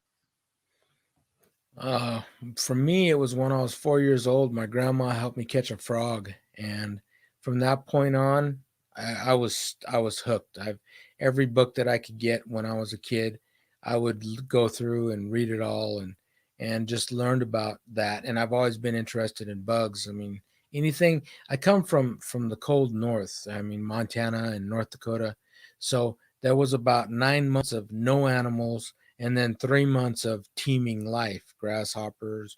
There were no tarantulas, wolf spiders, bull snakes, things like that. And anything that I could see that was a snake or a bug, I really enjoyed. And I just it never went away from me. I've always Hmm. loved it. You are a long way from Montana. Thank We are God. now, yes. Here's something funny. I'm from Montana. I was born in Montana. My dad is he lives in Montana with my mother, and he works an hour and a half away from where Where we we live live. now. So Yeah. so Really? for me, I grew up in the hills of California. There was quite a bit of wildlife. My mom liked animals. We always had dogs and cats and rabbits and different things. And my mom was good with animals. So in the 80s, we moved to New Mexico, and there were huge invertebrates. There were tarantulas, centipedes, vinegaroons, um, scorpions, big, cool stuff that wasn't all that dangerous. A lot of ants everywhere. And we lived in the country. And so then we got a bunch of livestock, not a bunch of livestock, but it was country living, and I loved it. I loved it a lot more than being in the city. And so I just would watch things in the wild. We had reptiles, and it was really neat. We'd find turtles and tortoises and snakes and lizards. And then when I got into my later teens, early 20s, I started realizing that there were more beautiful and really interesting exotic reptiles that people would keep. And not that much longer, I wandered into his store where there was this delicious drink of water behind the counter, and all these amazing animals. And he was so knowledgeable, and it was love at first sight. So when we got together, I mean, that's been almost 20 years ago. Yeah, all those containers you see behind us are filled with, each one has its own animal. They're mostly tarantulas. There's a few scorpions and centipedes. Yeah, and that's just our little bug corner, and then we have rooms of other creatures. So I imagine you would know when I was real little in California. I remember we used to have these huge beetle-like bugs that would pinch, and they were. Hmm. I thought they were huge. I don't know if they actually were, if that's just my memory from being a kid at the time. Do you remember those at all, or do you know what I'm talking about? I'm trying to think. I mean, it probably was a type of beetle that would pinch. Yeah, it had these Hmm. big pinchers on the front. Did it have two or just one set of pinchers like Jaws? I want to say just one set. So, what kind of terrain did you live in? Because I'm not familiar with the city that you're from. Was it deserty? Stockton. Was it? Um, no, it's actually pretty close to Sacramento, if I remember Oh, right. okay. So Hmm. lots of trees, lots of red dirt, and some hills. It wasn't really what I would consider a desert-like setting, although we did have rattlesnakes. So um, you know, San Francisco's not that far. I mean, it's Mm-hmm. Sacramento's Central California, so Right. and Stockton and Valley Springs, they're Central California. But we had rattlesnakes and stuff like that, and we had tarantulas, and we had these big pinching bugs. I don't remember a lot about them, but I remember we didn't like to mess with them. I remember that. Hmm. Do you remember what color they were? They were dark color. They were either black or dark brown. So I remember a little pinching beetle that, but they were tiny in my memory. But maybe Well, what are those ones that are in Arizona that Barney always collected? I cannot think of. some kind of water beetle. No. They're like almost 2-3 inches Was it long. a species of stag beetle? Yeah, they only come out in the fall. What are those called? Trying to But they're remember. more of a light brown color. I don't know if that's what you're talking about. And then there's also the giant tiger beetle, which get about an inch long. And then there's what are the ones that look like a figure eight? Are you talking about? Oh, I want to say Plusiotis, but the Plusiotis are the jewel beetles, which you might have had over there. They look like they're made out of metal, rainbow metal. No, these were either brown or black, if I'm remembering right. Of course, I was only, I was less than 4 years old at the time, but they stuck out in my mind as not something that you wanted to mess with. They looked really intimidating, and they pinched pretty hard. But I'll see if I can find a picture of one and send it to you. Maybe we can figure out what it was. They're really cool looking though. They were neat beetles, but I didn't want to mess with them. I was a kid, and I didn't like being pinched very much. So Well, we had mangrove tarantulas like crazy out there. tarantulas. Yeah, we sure did. Occasionally, Does we that get them around here in Kansas too. really? Not very often. Yeah. My sister caught one last year. Matter of fact, she has a picture of it on her Facebook. I'll send it to you. But Okay. we do have tarantulas out here, and we have small little white scorpions out here. Very small scorpions, but we do have them. Usually out in the fields or something. One will latch onto your pant leg or something and start climbing up your pant leg. But I didn't know that we had scorpions out here, but apparently we do. And I also found one while I was in prison one time. Not very common to see them, but we do see them out here from time to time. We had scorpions in Montana too, so I know that they have a pretty far range in North America. Only ever found them. They're extremely uncommon. They only come out when it rains because they spend most of their time under the ground. But I'd like to get a picture of those too if you ever see anything like that. Who was it? Arc Arachnid said it's Lampropeltis triangulum gentilis that you have up there, Mm. which is the is it the central milk snake, central plain, something like that. They're really beautiful species. They're red, black, and white. Yeah, yeah, yeah. That would be the one. That would be the one that I put in the pizza box. My buddy Wes did not appreciate it. Of course, he was usually not sober, and I caught him first thing in the morning when he was probably stoned, and I told him there was some pizza in the fridge if he wanted it, and he opened the fridge and opened the pizza box, and there was not pizza in there. And well, he always swore up and down that he wasn't afraid of snakes, and I always argued that it's not the snake that frightens people. It's being startled by something, when they don't know something's there. And he's like, no, no, no. Snakes won't ever scare me. So I put that snake in the pizza box, and about 10 minutes later, he was having a battle with a milk snake and a broomstick. So snake got away. Oh. The snake was fine, but I don't think he was fine. He didn't talk to me for the rest of the day. He was not. That's crazy. Wow. Yeah, I'd if you be can take happy to pictures of get the some pictures. Yeah, absolutely. Awesome.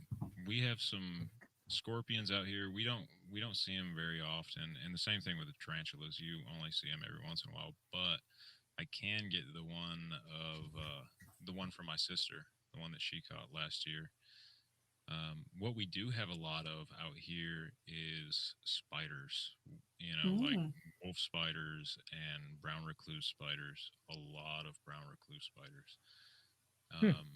And they can be kind of dangerous. They get in your house and if you leave your clothes on the floor or something like that, they'll want to get inside your clothes.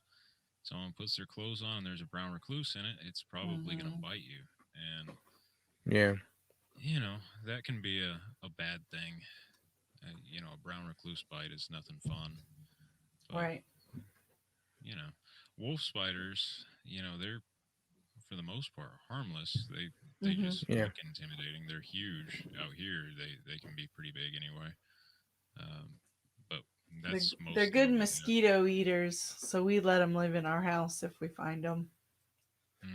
Yeah. And you got to remember, everything's bigger in Texas, so we got big wolf spiders here. I bet you do. I bet you do.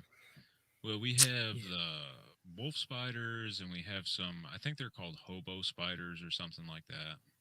But you know, there are so many of them out in the grass. If you just go out in the yard and you run a rake through the grass or something like that, anything that will startle them, you'll see them just running through the grass like crazy. Hundreds of them. There's so many of them. It's Wow. nuts. But I have, where I'm at, I have a lot of birds around here. So, Mm. the spiders make a very good food source for them, and it's pretty cool. We have a lot of neat wildlife out here. Well, that's cool. Sounds like a beautiful place. Yeah, even though it's cold. Oh no, I mean in the summertime. Yeah, it can get pretty cold in the winter, but you know, in the summertime we get the extreme opposite. It gets pretty hot here in the summer, but not like Texas. I did not enjoy Texas any time I went there. But I think every time I went to Texas was in the summertime, so that's probably why. Well, you'd have loved it here about 6 weeks ago. It was about, what, 18 below? Yeah, It was I heard cold. about that. It Yeah, that wasn't was fun. pretty wild.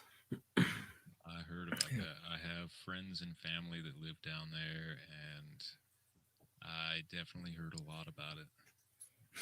And between that and the situation with the electrical outages, the power outages that you guys had Right. down that way, that must have been really something.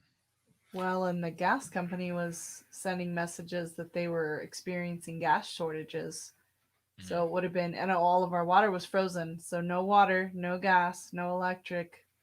And tens of thousands, if not hundreds of thousands of dollars in reptiles that For die when it's us, cold. yes. So yeah, it was a little stressful. We do have Yeah, a I wood bet. burning stove, which was probably, I mean, we we lost maybe 5 to 10 animals out of hundreds.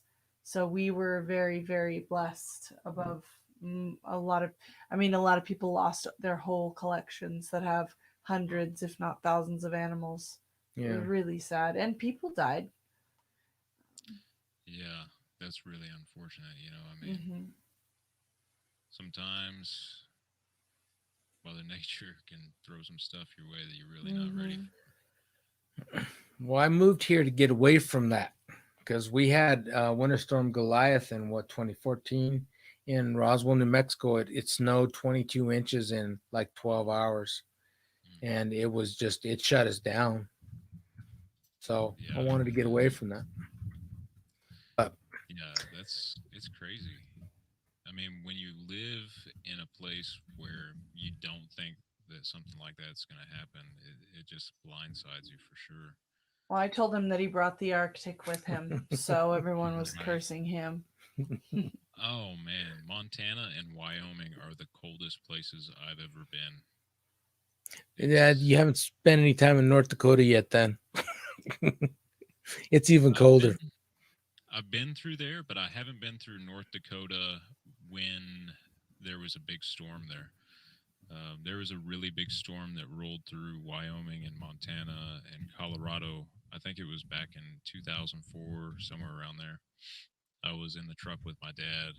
We were doing a load up to Seattle, Washington, and we went through Wyoming and Montana because the storms were so bad over Colorado. We thought that we would be able to go around the storm by, going through Wyoming and Montana. It didn't really work out too well. We got through part of Colorado, then we went up into Wyoming and into Montana. But when we got into Wyoming, it was so cold outside. I want to say it was around 30 or 40 below. It was frigid, frigid cold. We stopped at a truck stop and I tossed my coffee out the window. And as soon as I tossed it out the window and it hit the ground, it froze. It was like that fast. Um, and we had to put cardboard in the grill of the truck to keep the engine, warm enough to run. And we had our fuel lines freeze up. I don't know at what point, diesel fuel starts to gel up, but it started to gel up in the lines and freeze. So we had to pull over on the side of the highway and we were under there with a butane torch trying to thaw out these fuel lines and stuff. It was just brutal cold. And Mm, we actually ended up getting no in fun. an accident on that trip because Oh the my roads gosh. were so bad and stuff. But yeah, Wyoming and Montana has, you know, that was the worst weather I have ever experienced. It was rough. Well, be thankful for that because I've been in lots of weather like that. When for Christmas one year, our family came and visited us in North Dakota, and my uncle wanted to go see Rocky Four, if that kind of dates me. So we went to the Yeah, movie the theater. original showing. Yeah.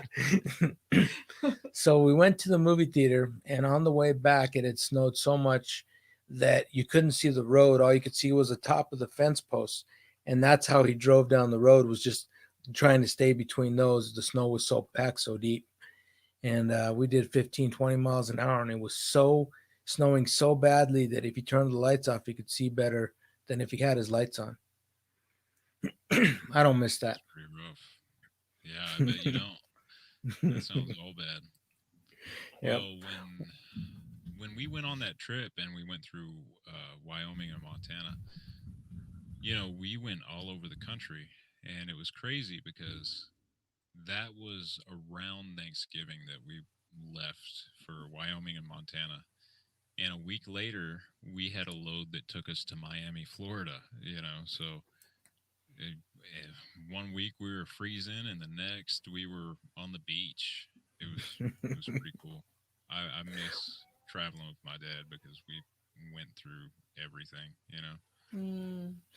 Was that wouldn't happen to have been 2003, would it? 2003, 2004, right around there, yeah. Because in 2003, there was a snowstorm. I was living in Denver at the time. And there was a snowstorm so heavy that it actually shut Denver down. Yeah, And yeah, and a bunch of the interstates were shut down and everything. Yeah. that's when I moved to New Mexico. And so we got, it was only like 12 or 13 inches, but we got it in like 8 hours. And the city was just done. Mm-hmm.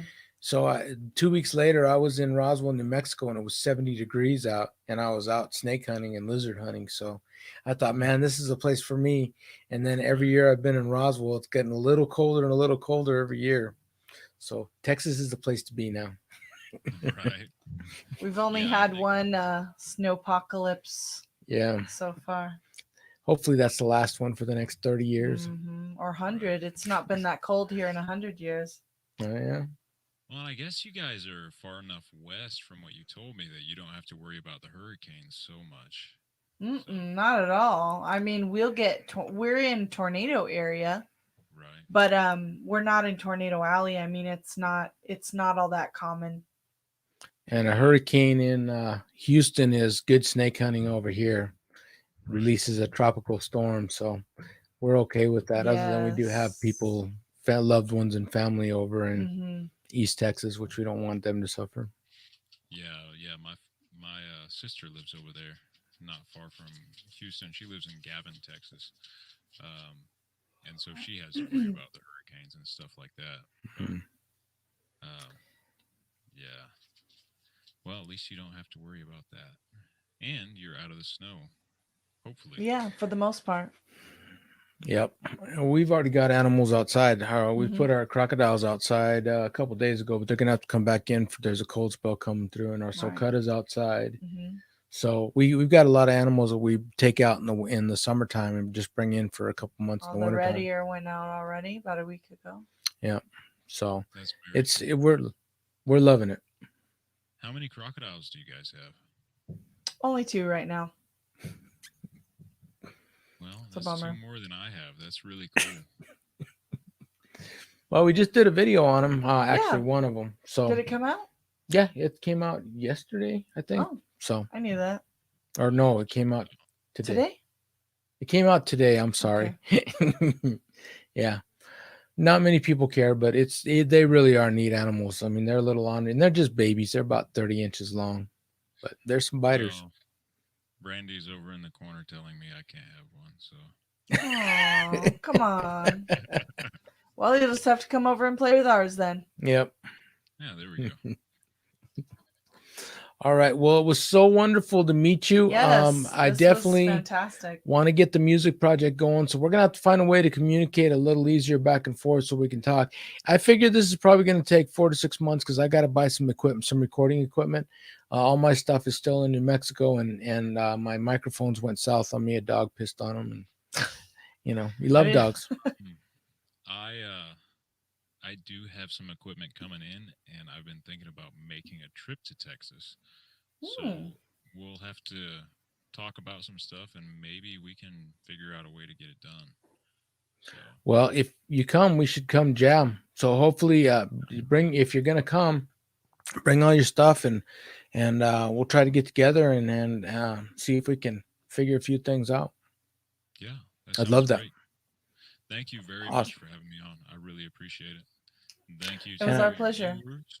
I really appreciate them watching, and thank you for everything. It was really great to talk to you, and really great to meet you and be on your channel. Well, I look forward to working with you. I think it's going to be a blast, and hopefully this will carry us on for a few years, and we'll get to have some fun doing this. Yeah, definitely. Absolutely. Yeah. So, we're definitely gonna link your channel below for anybody that wants to check that out. Do you have any closing thoughts of words of wisdom for us? Just try to do something nice for somebody, and keep your head up, and believe in yourself, and believe in your ability to overcome the hardships that you face. That's it. That's a good one. From the mouth of Dr. Swanson. Yes, I was going to say, where were you to tell me that when I was young? You weren't even conceived yet. That's where. And I really do want to commend you for all your accomplishments in life, for the hardships that you faced. I couldn't have done it. And I think it's pretty amazing that you've gone as far as you have. And I'm very impressed. Thank you. That means a lot to me. Yeah, I think you're incredible. Somebody's already saying they're going to go check your channel out. Oh, Hey, man. appreciate it. This was a good one. Thank you so much for coming on. Thank you, Brandy, for making a brief appearance. Yes, thank you. And congratulations to the both of you. Yes. Congratulations on the marriage and the baby coming. Thank you. Yeah, we're looking forward to it. Awesome. Well, we'll have to make some noise together and see if we can change the world. Absolutely. We'll do it. All right. All right. Be well. We'll talk to you soon. Take care. Absolutely. Have a good night. Thank you, everyone, for watching. You got to click in.